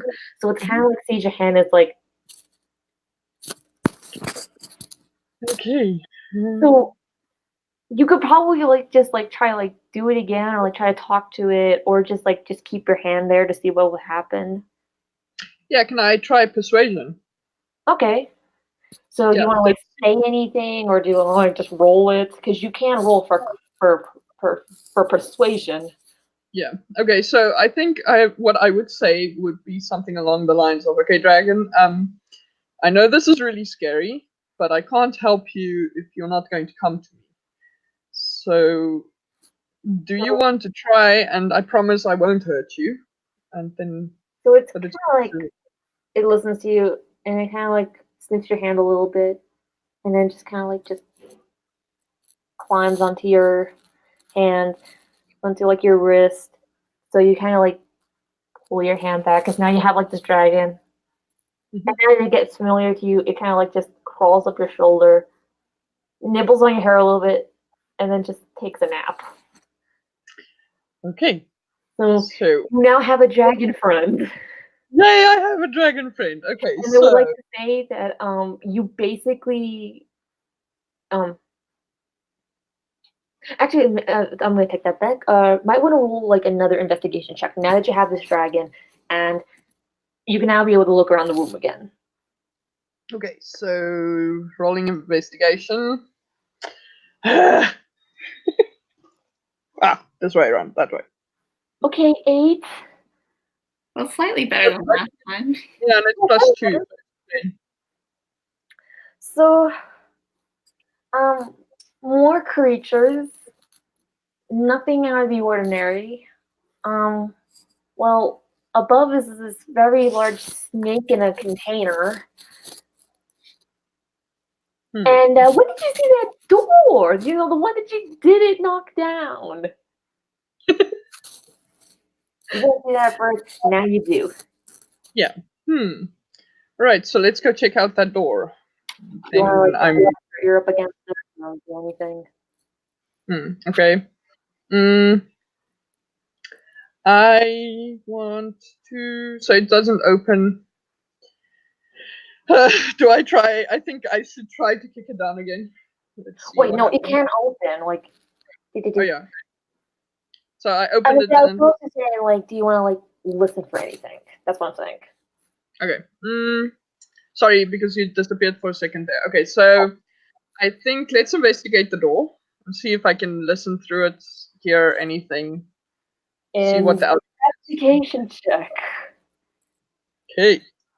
Oh, thank heavens! All right. Good.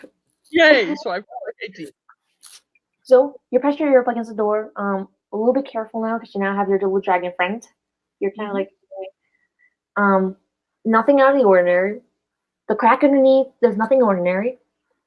And you could try that, and you try to handle, and it like just it like pulls down without any worry. Okay. So then I go through the door. All right. So it is a sort of longish hallway. Nothing is there. Mm-hmm. And at the other end there is stairs that'll go up. Okay. It's not going up. Yeah. I'm thinking maybe I should do a perception check to see if I can see anything dodgy coming at me, like from like trapdoors or anything like that in the corridor before I walk down. Sure, you might want to do that investigation check. Oh yay! Okay. So I'm getting 17? better. I must be sobering up. That's the dragon helping you or something. The dragon's just sitting there, so like maybe it is in a way. Or maybe you're just getting off the effects of like drinking and all stuff. But okay, so you kind of like look at the hallway. There's like little holes for like arrows to come shooting out of. Mm. I'm trying to finish this. I'm trying to finish up your little quest so I can get back to Runa and Ignatius, who are probably just sitting on the stairs somewhere.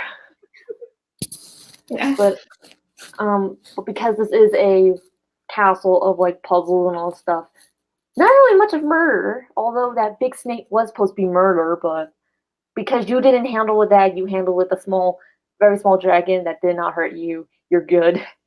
Yes. So,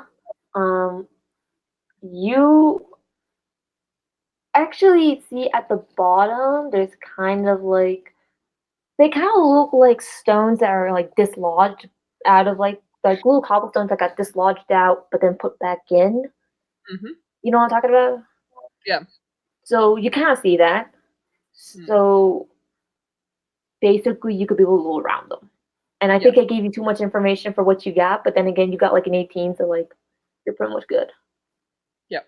So I would very carefully move so that I don't step on any of those stones. Can I just see you roll like a stealth just in case? Yep. Okay, well, I think stealth. Okay, so I got a total of 13. So So I you're get doing feeling well, and then you accidentally like slip over and hit one, and the arrow comes narrowly at you. Like, so I don't know if you've seen this movie, but I think you've seen Spirited Away, or maybe that one part from Indiana Jones and the Raiders of the Lost Ark. That kind of like startles you. So now you go a little bit faster, kind of like trying to avoid them.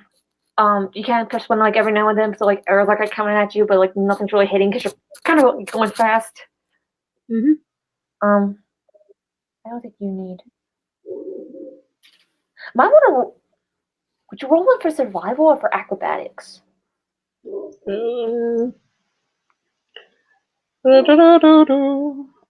would prefer to do acrobatics. I will do it. All right, so acrobatics. Do an acrobatics check. Ah! So you kind of like try to like get out, and then poof. So it kind of like gets you a little bit. You're able to get out, but you kind of have like this damage. It's not that big of a damage. I don't know why I'm on Ignatius. So you might. It's not a very big. It's not a big wound. You kind of like just. Yeah. You might want to roll a d6. Okay.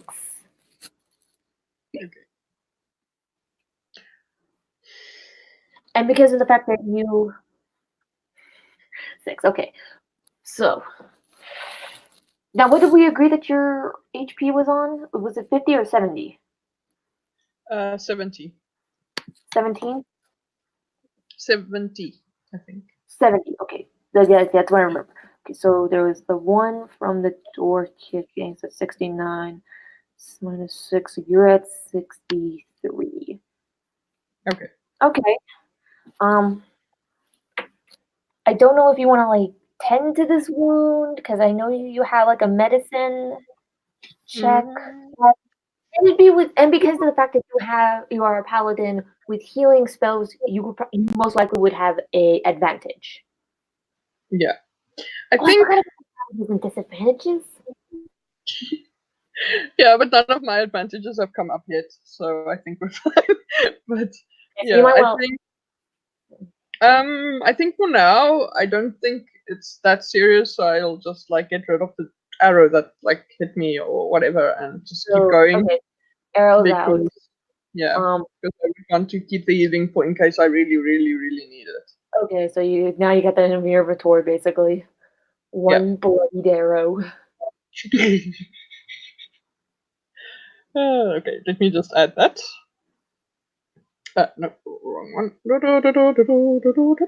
Equipment. Oh, I would also like to say your dragon is kind of like on your shoulder, like just a little bit scared because that's the most action it's seen in its entire captivity. Yeah, I'm adding him to my like. One gold dragon. Yes, one golden dragon.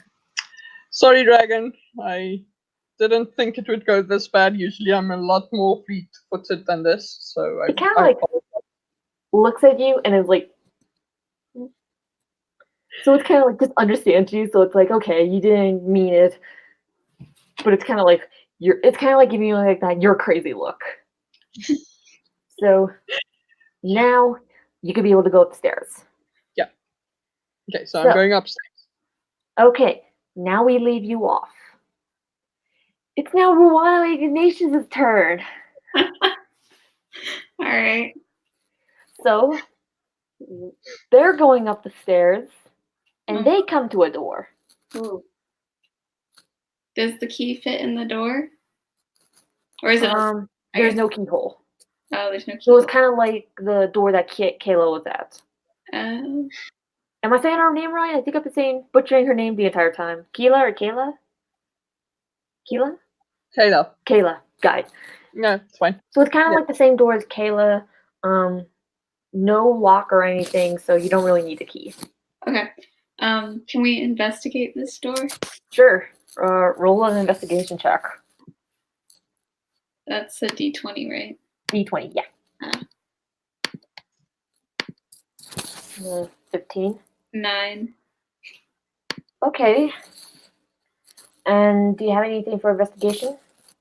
I'm pretty sure it's -1. Yeah. So I'm at 8. So you kind of like touch your ear up against the door. You can't hear anything. Yeah. The crack at the bottom doesn't really have anything. Ignatius kind of listens, and he's like, I don't hear anything specific, but it sounds like scraping metal. Huh. Okay. Kayla, I would like to say you probably got the better door. Yeah, I got a dragon out of this deal. Of course I got the better door. I mean, seriously. How can we even we all like regroup. Gruna and Ignatius are like bloodied or like dirtied and all stuff, and Kayla's like, I got a dragon! Now I know how this is gonna turn out. Okay. Kayla got the better end of this. Well, so, I'm just saying that yeah. Okay, so do you want to like try to open up the door? Yeah, let's. I guess try Kayla's method of kicking down doors. D20 strength. Ignatius is just gonna watch you because 16. And let's see, +1, 17. Okay, you also kind of kick the door a little bit harder than how Kayla did it. Oh, it's not harder than Kayla did it, but like it's harder for you because I think you rolled a little bit less. Yeah. So you kick it. Might want to roll a D4 for damage. 3. So 3. So 70 minus 3. You're fine. I gotta remember math. So, this is not a reptilian room. Okay. But it's not a moving bookcase room. So, what you have is... I'm trying to think of this off the bat, because I'm feeling like this is a little bit too much like Harry Potter and the Philosopher's Stone. In a way, so I'm trying to like make it original. However, though, I could change it in a way. Okay, how about this? There is a kind of like a hallish, like a little hallway of men in of like armored suits. Okay. Not the Harry Potter scene with the chessboard. You're Yeah. not doing chess or you're not doing dangerous chess or anything. Basically, they're all lined up against the wall. There's a door at the other end, and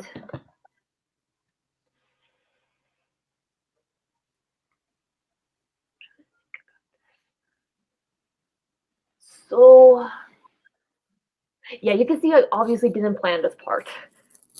I didn't plan anything past the library part. My apologies. Yeah. No, it's Don't fine. worry about it. I mean, we had We- very short time to do this anyway. True. Yeah, True. we gave you super short notice, so it's really not that we expected like Shakespeare or anything, so it's fine. Well, you're never going to expect Shakespeare with me. I can't. Yeah, but redo you know it. what? And at any rate, I'm having fun, so Yeah. I think it's yeah. So You got a dragon.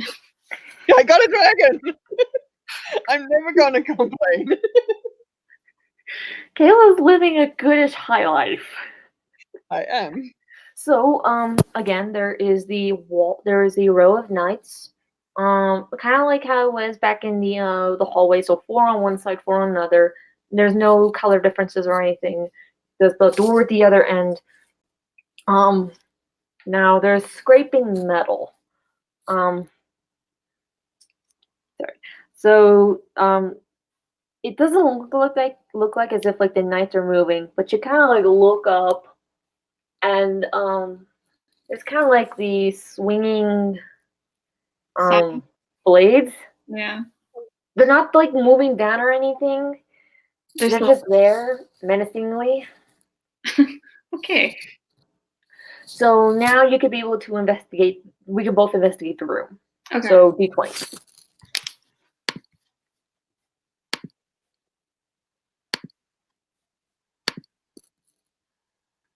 Five.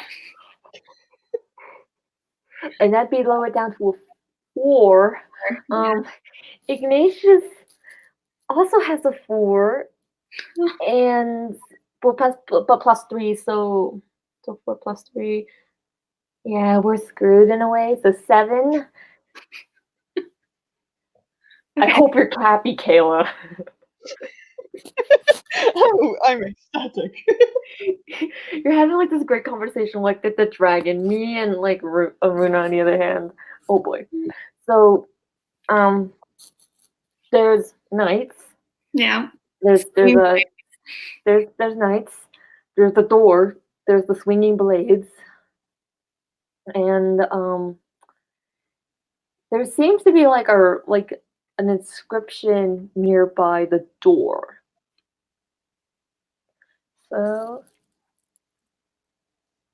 I'm pretty sure we can both read it. Okay. Let me just write down a little riddle because I can't make this stuff up on the spots.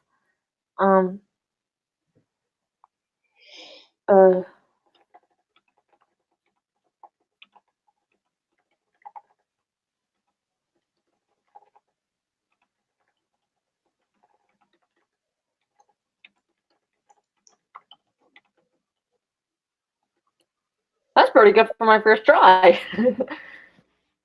Okay, so I might actually be using these riddles in like my actual story. Like, heck yeah. So there is the riddle on the side of the door. And it reads, Queen takes down the knight, knight kills the king, king kills all. I'm telling you this, I have no idea what I wrote. Now I'm reading it out loud. Interesting. This is going Oh, to be how about fun. this? We could probably use it. We could probably do like a history check. Oh, history? Is Yeah, that so D20, that'd be intelligence. Four. I'm pretty sure Ignatius would have a advantage because he's the only one who actually lives in the area. Oh, okay. So I don't want to say that just because he's my character. I'm just saying that because I have no idea what I'm doing. No, that's fair. So not really that good. But he kind of knows what it's talking about. So he kind of like reads it and like turns to Runa, and he goes, "This is basically talking about the dissolvement of the royal family." So basically, what happened was that um I don't know what happened with the family, but someone split up, and the king decided to go to war.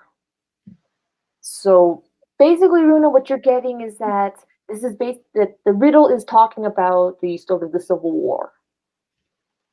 Okay. I'm glad I'm coming up with this on the spot, and thank goodness I know my own story. So this is a riddle about the history of Brown War and about the Civil War. I'm still like I'm just gonna say I'm like Ignatius because I'm like still Yeah. because I don't want to talk out of person. Because at least with Ignatius, at least it seems like I know what I'm doing.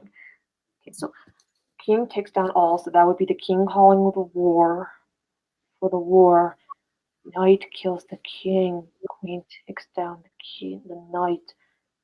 There was no assassinations for hundreds of years, so why would the knight kill the king?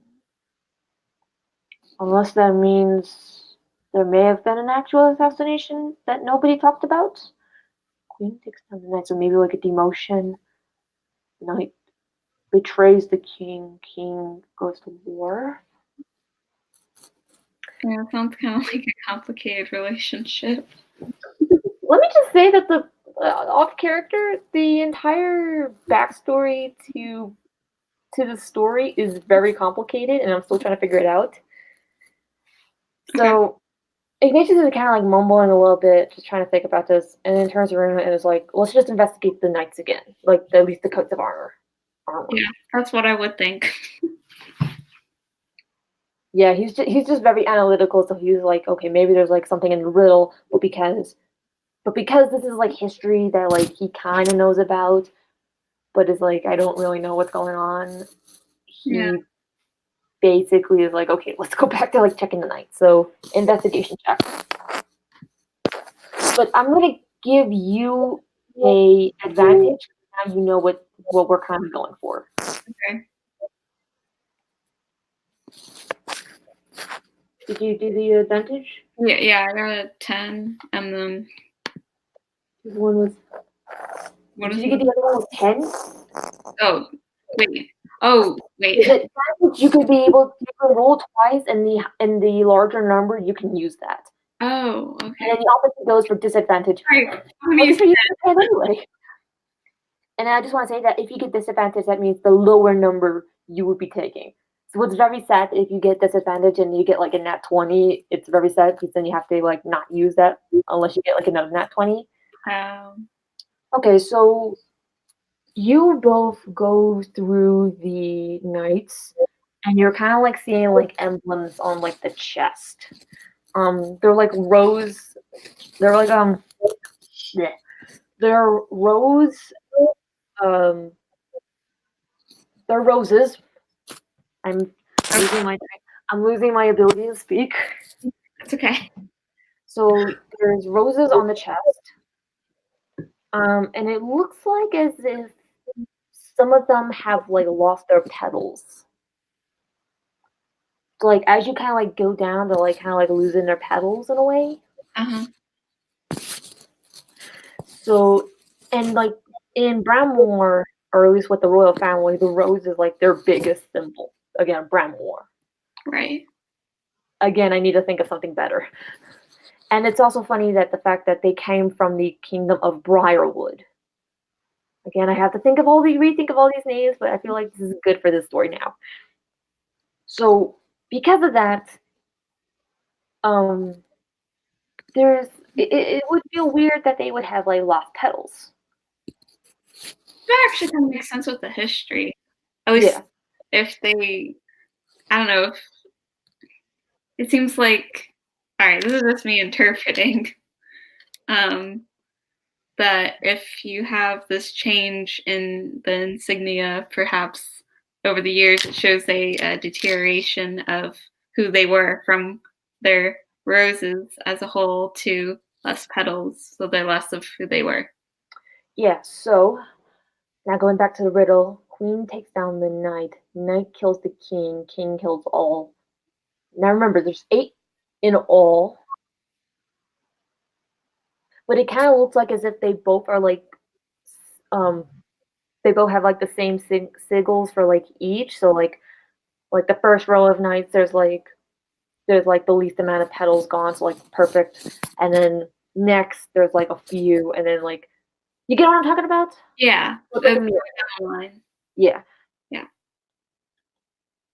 So queen takes down the knight, knight kills the king, king kills all. So then I would just say that's Ignatius. So. Oh, okay. So queen takes down the knight, knight kills the king, king kills all. Well, the knight would probably be the lowest one because that means that he's an oath breaker. Are you saying this is Ignatius still? Okay. Oh, yeah, I'm still saying that's Ignatius. I'm so sorry. Yeah, you're good. You're good. Okay. And are any of them? So they're all suits of armor. We might actually have the most difficult room that I have accidentally made. Kayla's having the time of her life.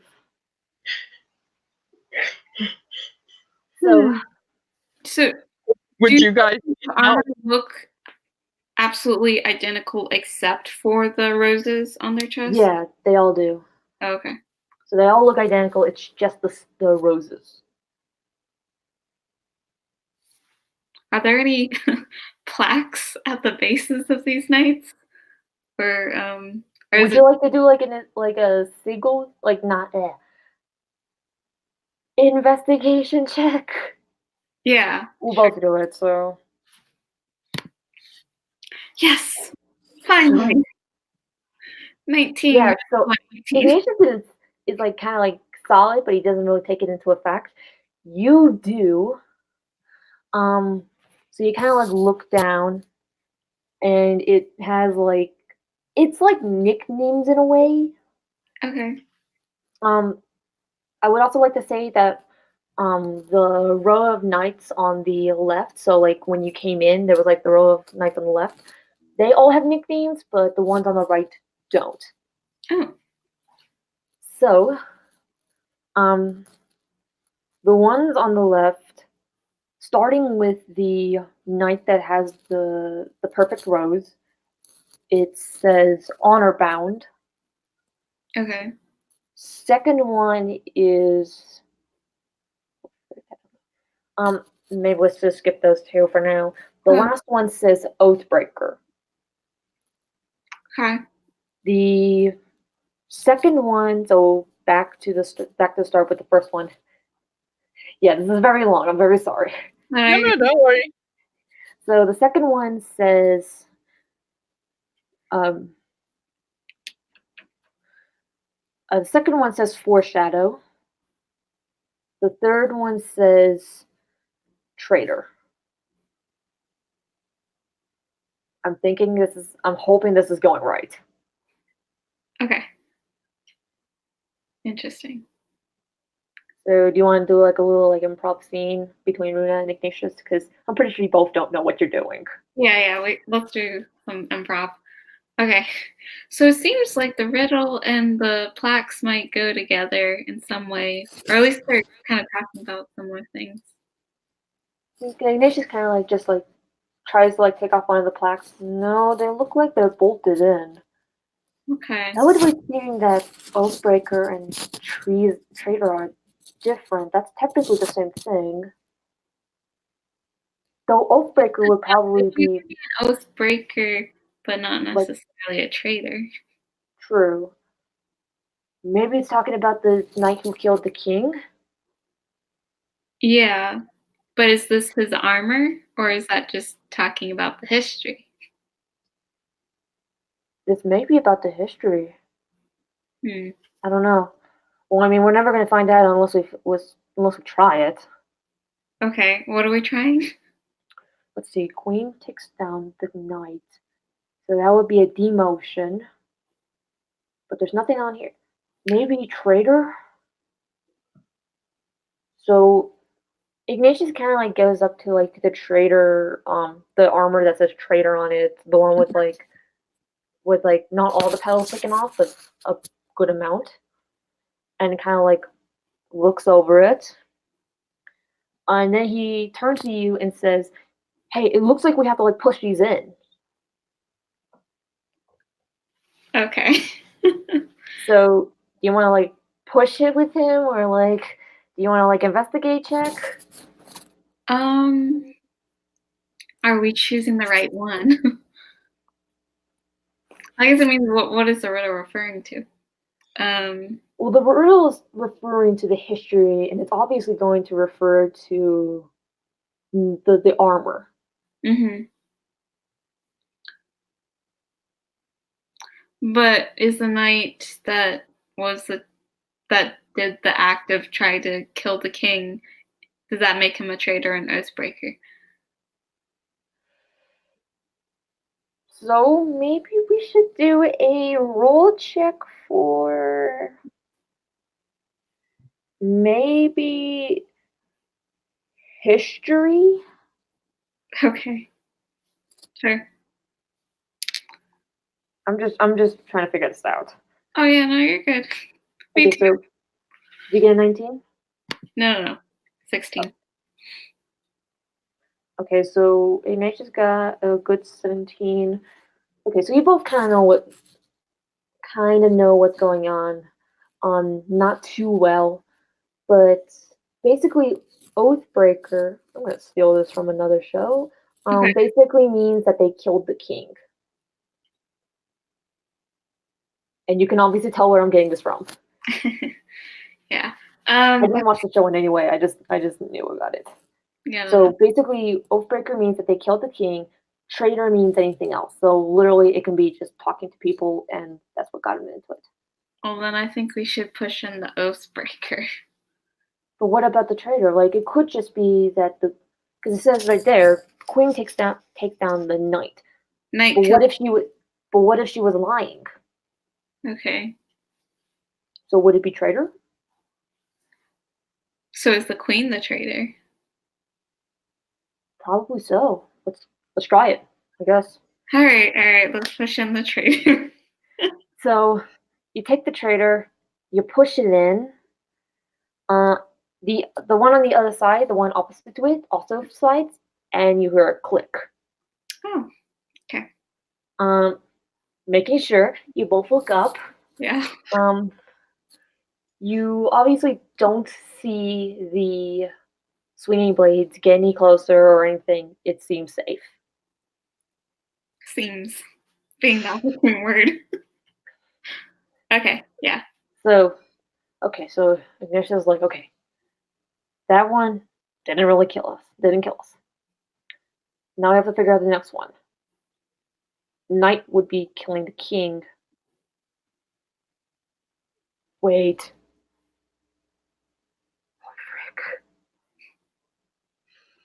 Oh frick. I'm time out. I just thought about something.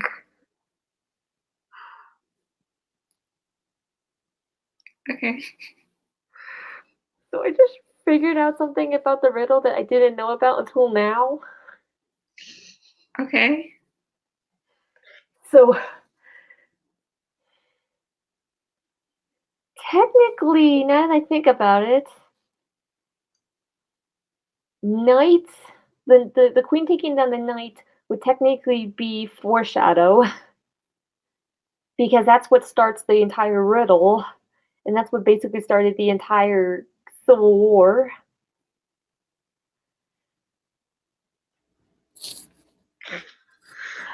Hey, Maggie, I think we accidentally did something. Okay. This is how you know I'm doing improv, is when I realize something I did not know about until later. Okay. Okay, Okay, so never mind. One of the swinging blades, like, kind of like takes like a dip. It didn't get close to you guys, but it's getting pretty closer. Did And it halt? Like, did it dip and then halt, or is it still like? it's still swinging, but it's like it's getting a little bit. It got a little bit closer. It's not getting closer to you guys, but it's getting. It wasn't good. Lower than it was. And the knight kind of like just the two knights just slide back out. So it's telling us we were wrong. Yeah, sorry about that. No, you're good. So, Ignatius is kind of like, oh, well, that wasn't good. So, all right, I forgot your name. What was it again? Rana? Rana. Do you have any other ideas? Oh, wait. So we're pushing in knights and doing all this stuff. Is the door on the other side locked?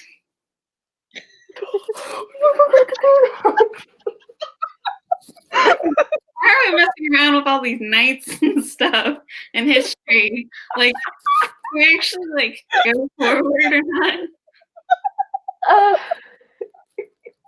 That might be a good I forgot decision. to do a perception check on the door.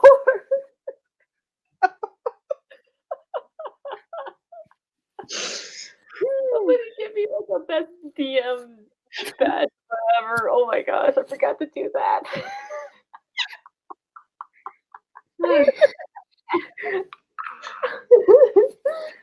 Okay, so perception check on the door. 13. It's locked.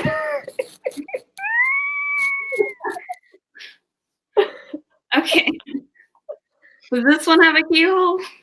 It was supposed to be locked anyway, so it's not like we entered this and then it got locked. It's just It was always locked to it begin was always locked. I just forgot to say perception check the door.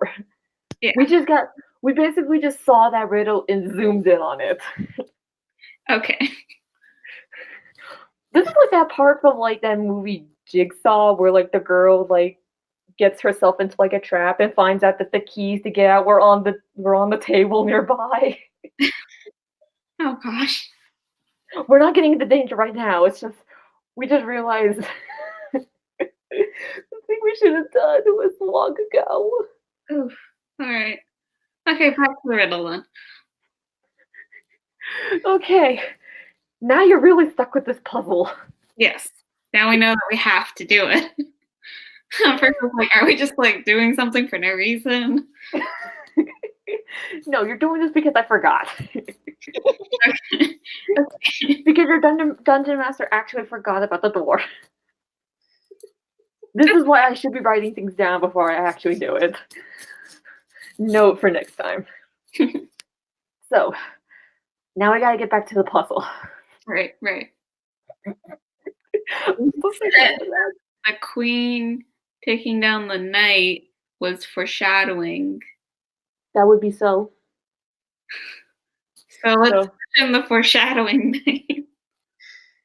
Yeah, the thing I figured out after that. Yeah. So you push it in. There's a click. There's an actual click this time, not the one before. And there was like multiple like swinging blades. One of them stops. Like just stops. Stop swinging? Yeah, stops swinging. So it's like as if it just got turned off. Oh. Okay. So, okay. Nothing's happened. The one that got closer to you is not getting closer. Hey, do the knight good. The walls, I guess? Okay, so the next one is knight kills the king. So that one would be Oathbreaker. Yeah. So you go over to that one, push it in, another one stops.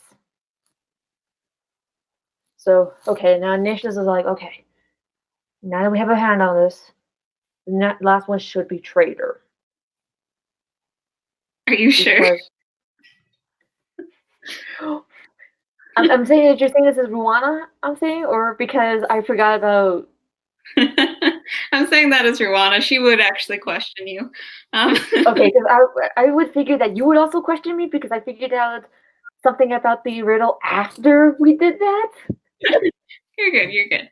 So you have the full right to question me no matter what. In character, off character, you have the right. Good to know.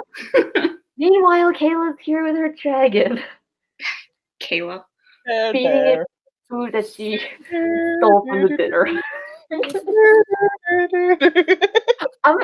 that like when we all get back together, this is like that part from like Voltron Legendary Defender, where like the castle had been like going out of order and all that stuff, and like they all get together and they're like, well, we were in like this weird room where we were like it was like anti-gravity and we were floating around, and the other one's like, I almost got shot to space. This is exactly how it's going to be. Yeah. Oh gosh. So, Okay. So back to Ignatius and Ruana. Ignatius is like, well, it has to be because the king is the traitor to all. Would be a traitor to all. He killed everybody. Okay. Because king kills all, he would be the traitor. Because the other one is. What was the other one? Honor belongs or something?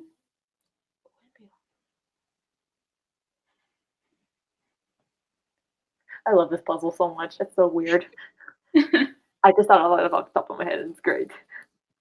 But Ignatius is like, oh, but it would be traitor because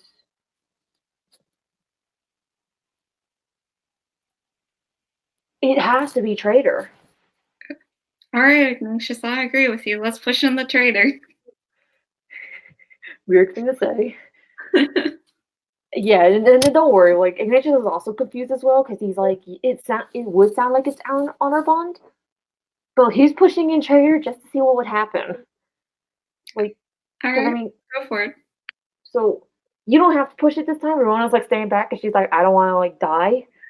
Ignatius is the one who's pushing it in, and there's a click, and you both kind of like freeze because you're like, oh no, what's gonna happen? Are we having a duck? What's gonna happen? And you kind of like slowly look up, and the blade has all stopped. Is the door unlocked? Yeah, and then there's like another click. Crong. It's a lot louder than the other swinging blades. So it's like not that type of sound. Better than that. And now you're like, okay, the door's open. So you kind of like run over there, open it up, and swing it open. All right. Unless that's not what you want to do. Well, let's run over to the door so we're close to it. Mm-hmm. But shouldn't we try to see if we can investigate before we run through a doorway? Yeah, sure, might as well. So D20 investigation. Oh man. Maybe we'll just run through it. It's just so Ruana kind of like opens the door, kind of like tries to run through it, but Ignatius is like,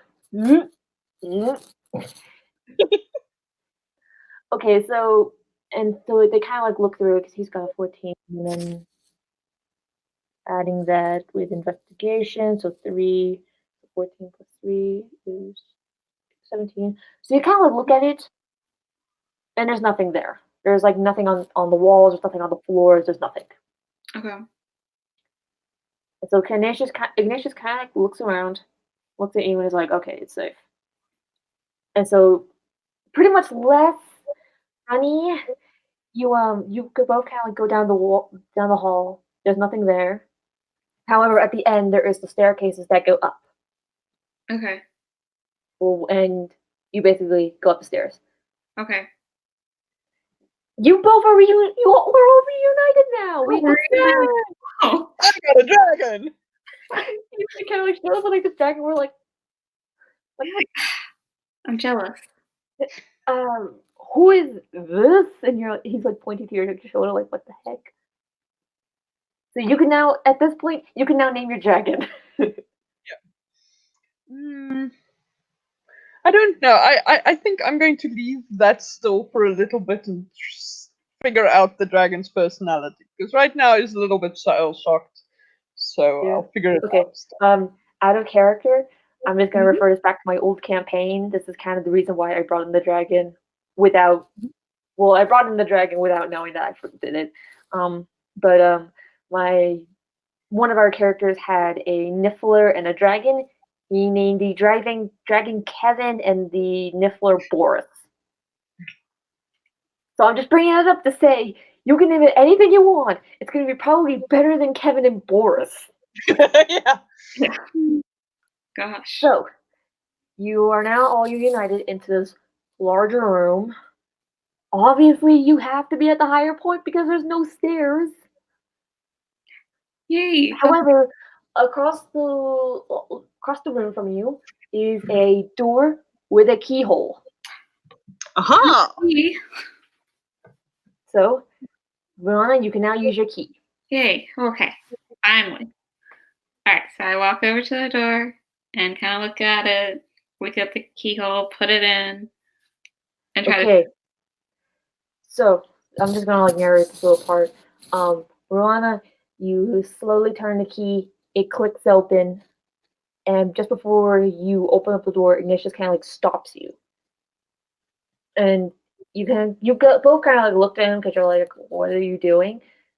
Let's see.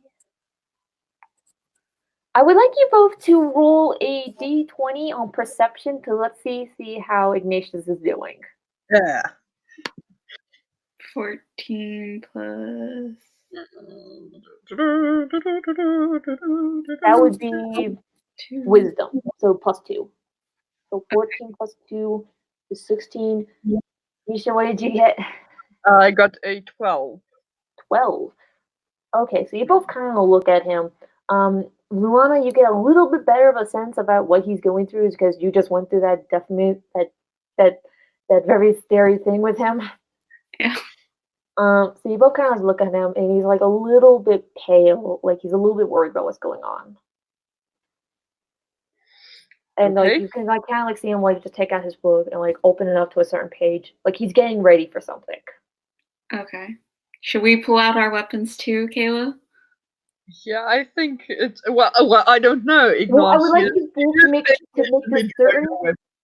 Hey? I would also both like to say that it could just be a him problem thing because he is the one who has connections to this castle, to the not only to the High Castle of Thela, but to the lunar castle that they're connected with. I mean, he basically came from there and left home for pretty much a big reason. So basically, and because of the fact that you guys basically just met up in a banquet and have stories on why you're here, so it could be that he's coming from a different background of something else that you guys don't know about.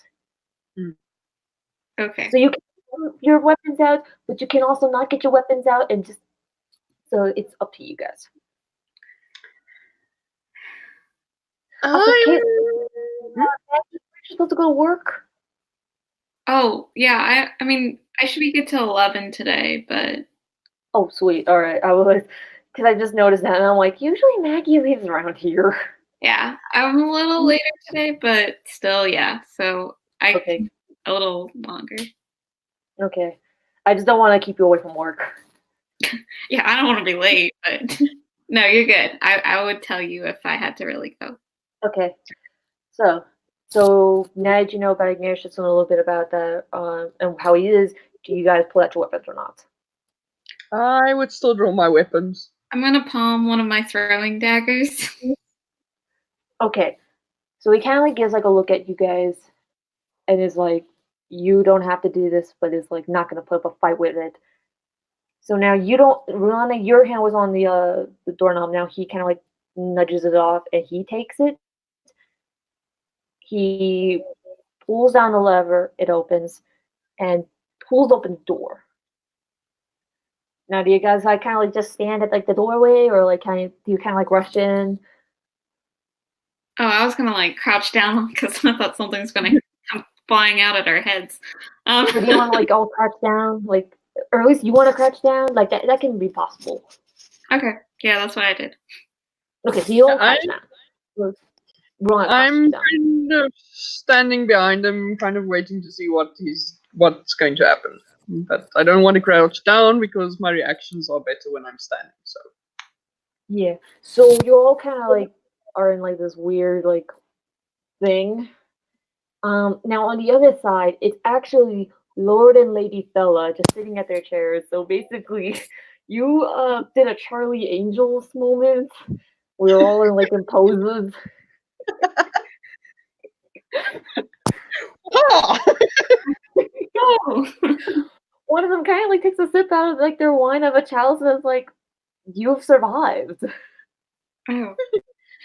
And like the Lord kind of like looks to Kayla and is like, "And you took our dragon." Sorry, say again. Well, so like one of the couple like just takes a sip out of their wine and is like, "You've survived," and then looks at Kayla and goes, "And you took our dragon." Well, did I really take him, or did he come of his own volition? Philosophy questions aside, you've done well, traders. Gosh. Okay, now this is gonna be the part where where this can go either of two ways, where you can actually start fighting them, or you can just like try to like charisma, persuasion, intimidation, deception, and performance your way out. I feel like if we do the charisma way out, or like like all of that, then it'll probably be getting funnier instead of fighting. Yeah, Also, I actually have quite good charisma, so because I set my we're account. going. We might Okay. want to go that route. Besides, Alright. we all. I don't know what I'm doing with fighting, so we might as well. Where is it? That's actually pretty good. That's pretty good. Yeah. Besides, this is a no fight DnD campaign. Weirdly enough. Yeah, but also this is like I'm in Kayla's personality that this is also the thing that she's like very freaking annoyed at being called a traitor, but she would still just grin and bear it until they really like provoked her. So she's still like,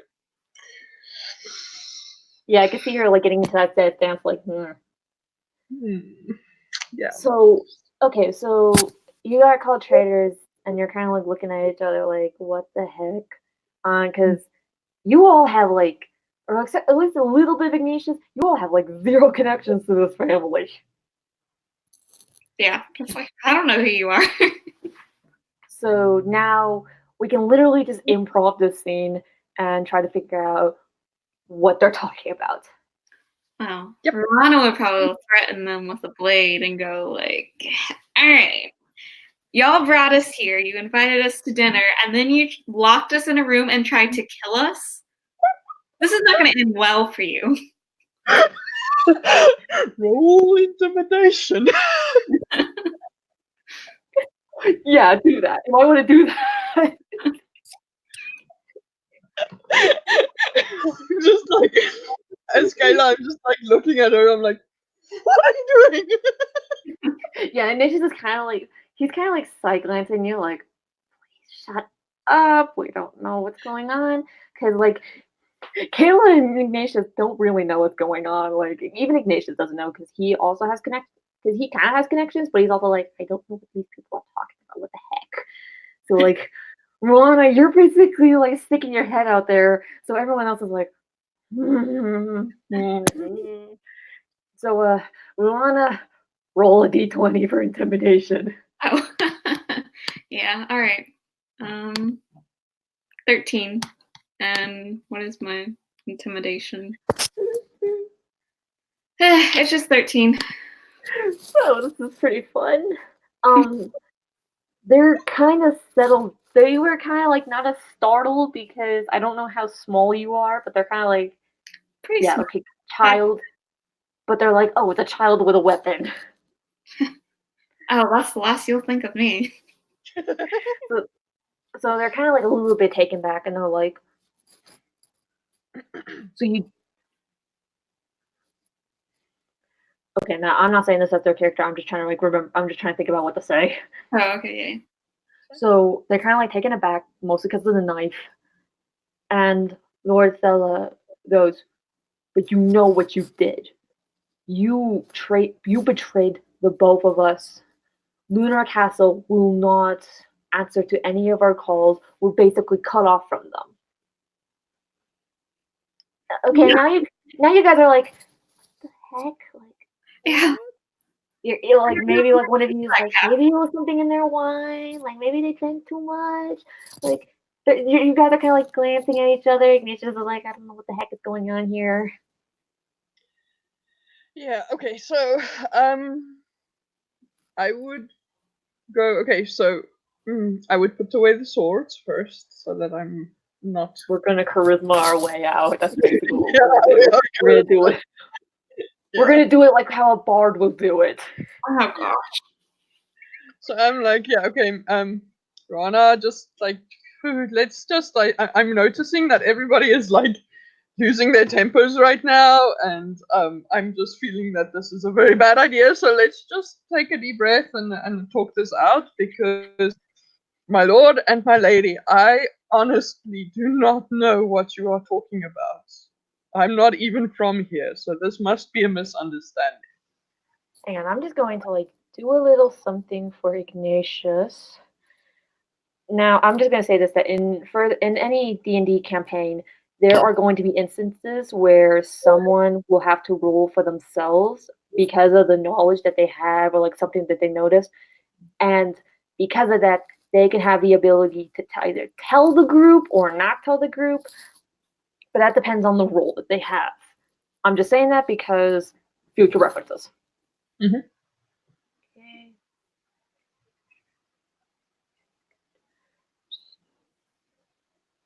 So Ignatius looks like he knows what's going on, but he's a little bit creeped out because yeah, everyone's using their temper, and he's like, like his temper is now kind of like taken out mostly because of that death of that night thing. Because now he was like, okay, got to get back into real footing. Because with like the water and like everything else, it felt like it was kind of like, meh. Hmm. And then when we see like the singing blades, he's like, okay, things are real now. But this was, yeah. So So you're in shock. yeah, he's in shock, and he's kind of yeah. And along with like the dinner and all stuff, water is not his thing. So he's kind of like going through like a bunch of weird emotions. Also, Ava Claire is not with him, who is like good and like kind of like keeps him at bay and all stuff. He's the impulse control. She's like the impulse, but like she has her own strengths with him and all stuff. But because she's not here, he's kind of like weirded out. Like this is kind of weird to not be with with this person anymore. Yeah. In fact, now that I think about it, I might as well just put her back into the campaign if we ever do another one. So then you can actually know my best girl. Yay! So Ignatius kind of like knows what's going on, but he's kind of like creeped out a little bit. Like, okay, this is weird, and he like kind of like closes the book like this, puts it aside, and is like, "Wait, is this about that political agreement that happened a few months back?" And the Lord and Lady are like, "Well, yes, it is. Now we're cut off from them." Everyone's getting calmer down because of Kayla's kind of like just coming in like, "Hey." In fact, maybe I should have made you do like a perception check, like, or it was not a Persuade. perception, but yeah, it would be persuasion or charisma. Okay, But we're past that part, and I forgot. So I'm just very charismatic. you also do have a pretty high charisma, so I'm gonna give it to you. And this is our first time, so might as well. Okay. So everyone's kind of like calming down. I don't know about you, Rwanda. I don't know if you have your little dagger out. She's not charismatic. She's a let me threaten you and spill your guts if you don't actually answer to me. Yeah, so she's still got that knife out. Knife. Everyone else has calmed down, and they're like, okay, let's chill. Yeah. So Kayla, you can now take the. Also, given the fact that everybody is calmed down except for the fact that we still have someone threatening, this would actually be the point where Kayla is like, put it away, or I will do it for you. So, Like the parent, like, put that away. Put that away. now. See, So if with that, Hadar was here, he could get her to calm down. But since Yeah. she's solo, right now she's ready to take out her anger on. so literally 2 people should be having people with us, but because we're solo, we're literally the worst. Yep. So In other words, what you're telling me is I'm the only balanced person here. yeah, And thank you for that. So, this is Well, I fun. mean, Ignatius kind of has like kind of like a similar moral setting to you. It's just that he has a past with these people and with what they're talking about. Are you okay, Maggie? Well, yeah. Sorry. Okay, you just looked outside. I was like, oh no. There's just this big raven. Good. Okay. How very appropriate. Never more. Okay. So yeah, Kayla, you might as well perform a persuasion check Okay. to get Ruana to put away that. Did you get a D20? No, it is actually a 13, but my persuasion is 6, so I got like a 19. And then I'm guessing Ruana will need to also roll for maybe to counter that. So a D20 as well. So Ruana, you're going to counter that with a roll. So basically, if you think about it, we're actually arguing. Like, Yeah, we're having an argument. I got The- a 9, so I guess This Halo. lord and lady is having is an audience right now. They're just watching us right now. Like they watched us like open up the door, doing like weird like JoJo's Bizarre Adventure poses, and now we're arguing back and forth. All right, fine. I'll put it away, but it doesn't mean that I won't draw it later. How about that?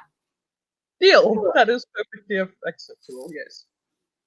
Now that we all don't have our weapons, ladies, let me tell you a little about what just happened, or at least what happened a way back. So, there was a moment where the castle at Stella was under investigation for some type of traitorous act, and because of that, Lunar Castle decided to cut them off. But what this lord and lady is telling us is that somebody else got involved, and apparently they're mistaking them for us. So literally, this whole thing was a mistaken identity thing. Wow. That makes sense. So yeah, like this is actually a Shakespearean play. Like loose identity is like making everything over dramatized. Like they put together all of this for 3 people who have no idea what the heck is going on. Wow. Yeah. And this is now kind of like I really am taking the dragon for putting me through a nearly murderous situation where I nearly get killed for a misunderstanding when you should have just really asked me, hey, listen, oh, what the hell? And just had a conversation with me. This is like the part from like I remember seeing like the timeout. This is like the part. This is like something I remember from like Spark Notes, like where they have like memes of like their books and all stuff. And there's like this part from The Office where it's like it's been 0 days since our last miscommunication that has ended deadly and all stuff. This is exactly what it is. We are literally living a Shakespearean play. Yeah. And there you were saying, well, you can't expect Shakespeare. I mean, that's what you said like not half an hour ago. Wow. So we reached the end then. Yeah, so we're pretty much at the end. But basically, we're with the lord and lady who are kind of not really taking it because they got betrayed. They got cut off for no reason, basically. So now they're basically not going to want to go. So this is coming to the point where it's like you either fight them or we charisma their way out. So like we persuade them to come with us, and we're going to like turn them. We're gonna like just settle things out. All right, we got 6 minutes to settle things out. We could probably do this in 6 minutes. Well, I mean, I am kind of trying to be a good person, so even though I'm not really very concerned about the law here, I'm just kind of feeling like I'm obligated to take the moral high ground here and say that although I deeply resent the fact that these people tried to kill me based on a misunderstanding, I also feel that I shouldn't try to kill them based on the same misunderstanding. So I'm kind of like leaning towards the persuasion part where I'm like, well, why don't we get to the bottom of this and find out who the hell framed me, because I am taking that also with like very personally. So I would want to track that person down. We don't really have to play that part out, because I feel like we're getting close to the end where it's like, okay, we should just probably like end it. However, though, because we did talk about wanting to do more D&Ding in the future, we can probably pick it up from there. Okay. So maybe this one is more of just getting out of the castle. Yeah, but you would need to persuade them with something, wouldn't you? Persuade or kill them, yeah. So what about you, Ruana? Fine, we'll try it Kayla's way. We'll try to persuade them. Yeah, if I fail. Yeah, Ignatius is also kind of like, I just want to get out of here. And he kind of gets what they're talking about, because it's like, yeah, getting betrayed for no reason, and then getting cut off for no reason. That sucks. So let's try to get this taken care of. So we're gonna try to persuade them to like stop their murderous attention, so we can all leave.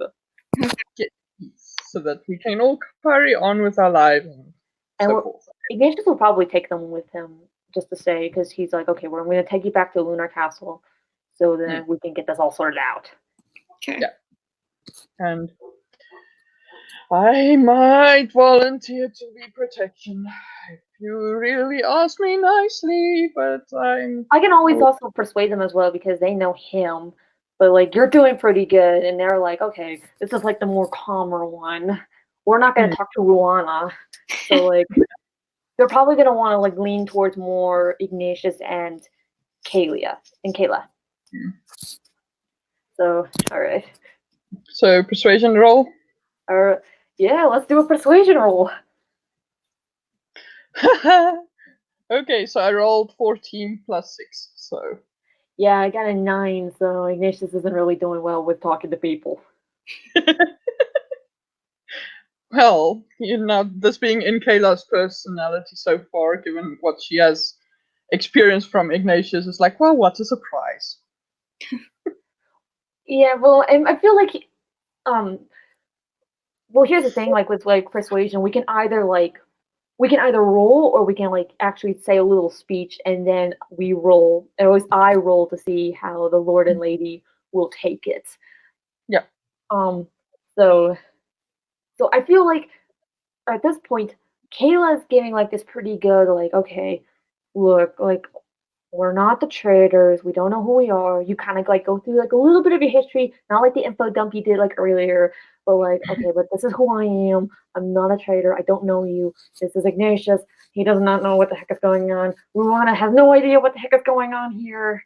All that stuff. Ignatius is kind of like, he's doing like that part like where he's like just stammering the entire time, like, because he doesn't really know like how to like appease these people. Also, he didn't really get to know you guys that much, so it's like he's kind of at a disadvantage.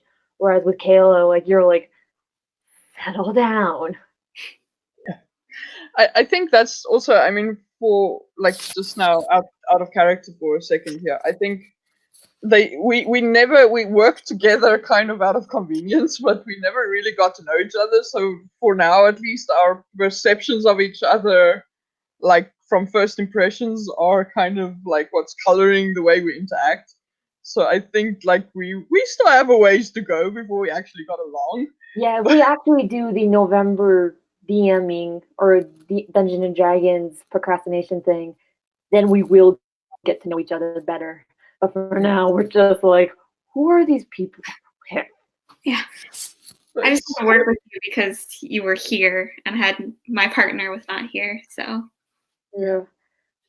So, because of Kayla's pretty good speech, I am going to roll a... I don't think this would count as deception. Mm-mm. More of just being persuaded. Kayla, you're good. Yes. Yes. Gosh. My diplomacy from my years as a noble coming through, I suppose. So you got that good advantage. Hmm. So I can imagine like Ruana. Okay, so as you say this, right? The Lord and Lady are like at ease. They're like, okay, like we get it. All right, we'll let you out, and we're gonna come with you. And at that point, Ignatius says, okay, but I'm gonna take you to Lunar Castle. I won't be going into Lunar Castle, but I will take you there so you can sort it out. And in the meantime, my investigation will be continuing, and I will make sure to find these traitors.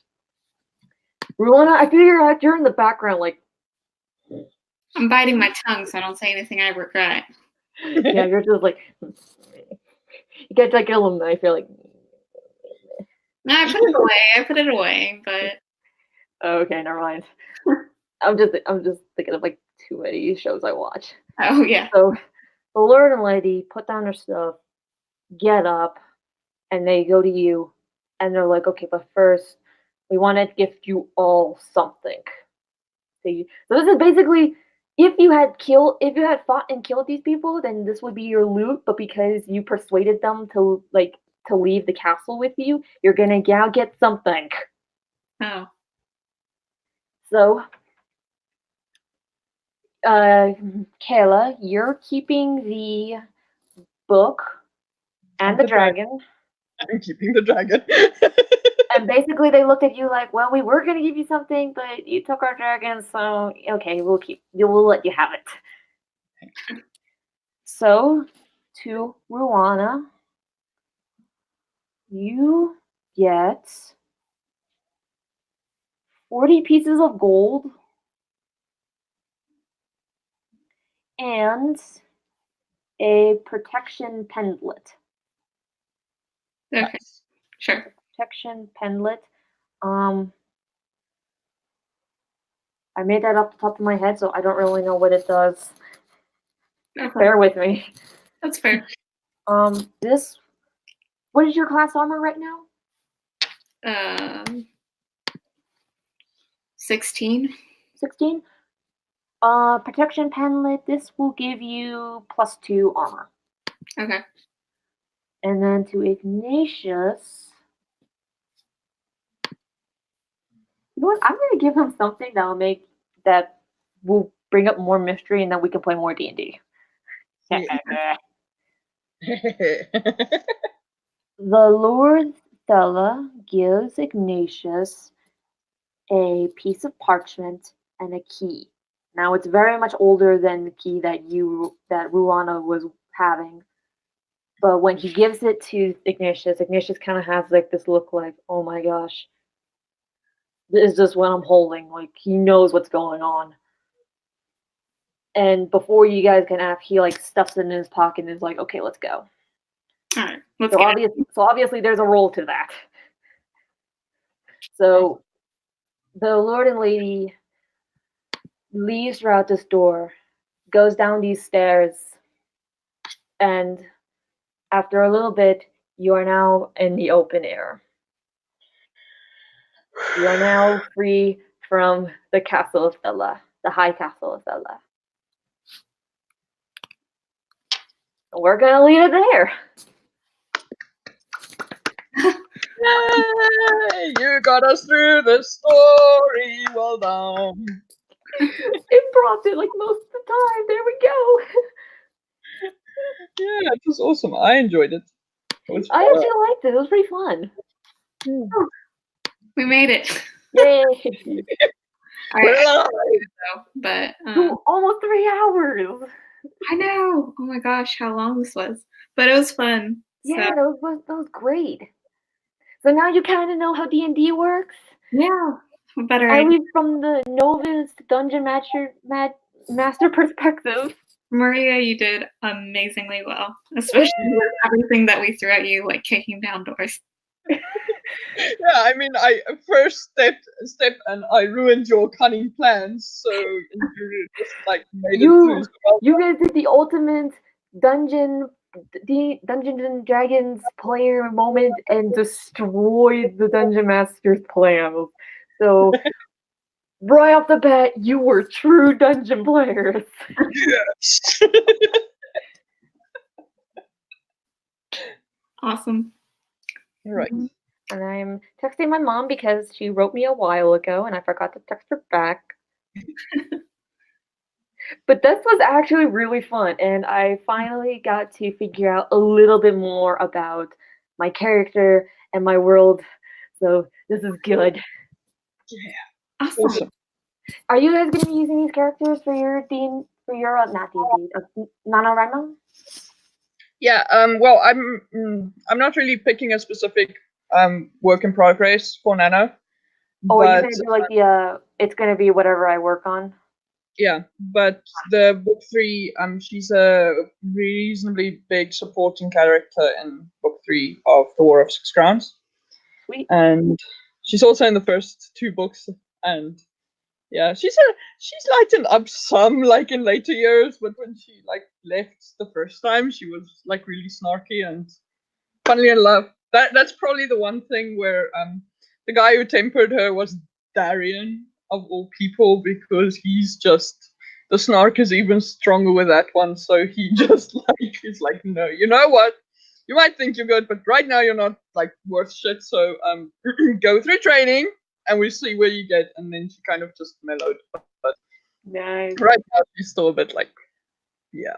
And Yeah. then I remember Maggie. That's the character from from the story that you're editing, because I Yeah, remember I'm editing right now. Hoder. I'm not saying his name right anymore. Hadar. Hadar. Yeah, I remembered him from last week when you were editing and you started an excerpt. I remember that name. Yeah.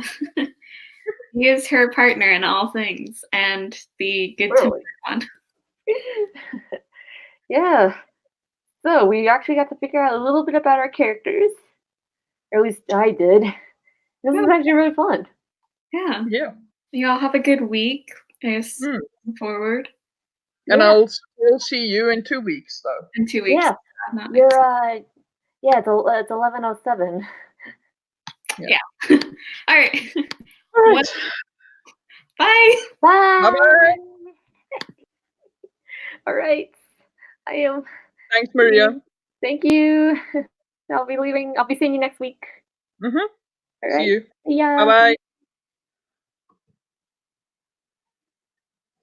So yeah, that was the end of today's quest. I have to say that was a lot of fun, but it was interesting because of the fact that I threw poor Maria for a complete loop. So yeah, that was cool, but I think she did really well and I really enjoyed it. So we are most likely going to do some more D&D throughout NaNo as like an escape from the writing obligations we have. So yeah, if that was fun for you to watch, or yeah, you found it interesting, then I hope you will be back for it coming up in November. So but thank you very much to everyone who is watching and also who will be watching in the future.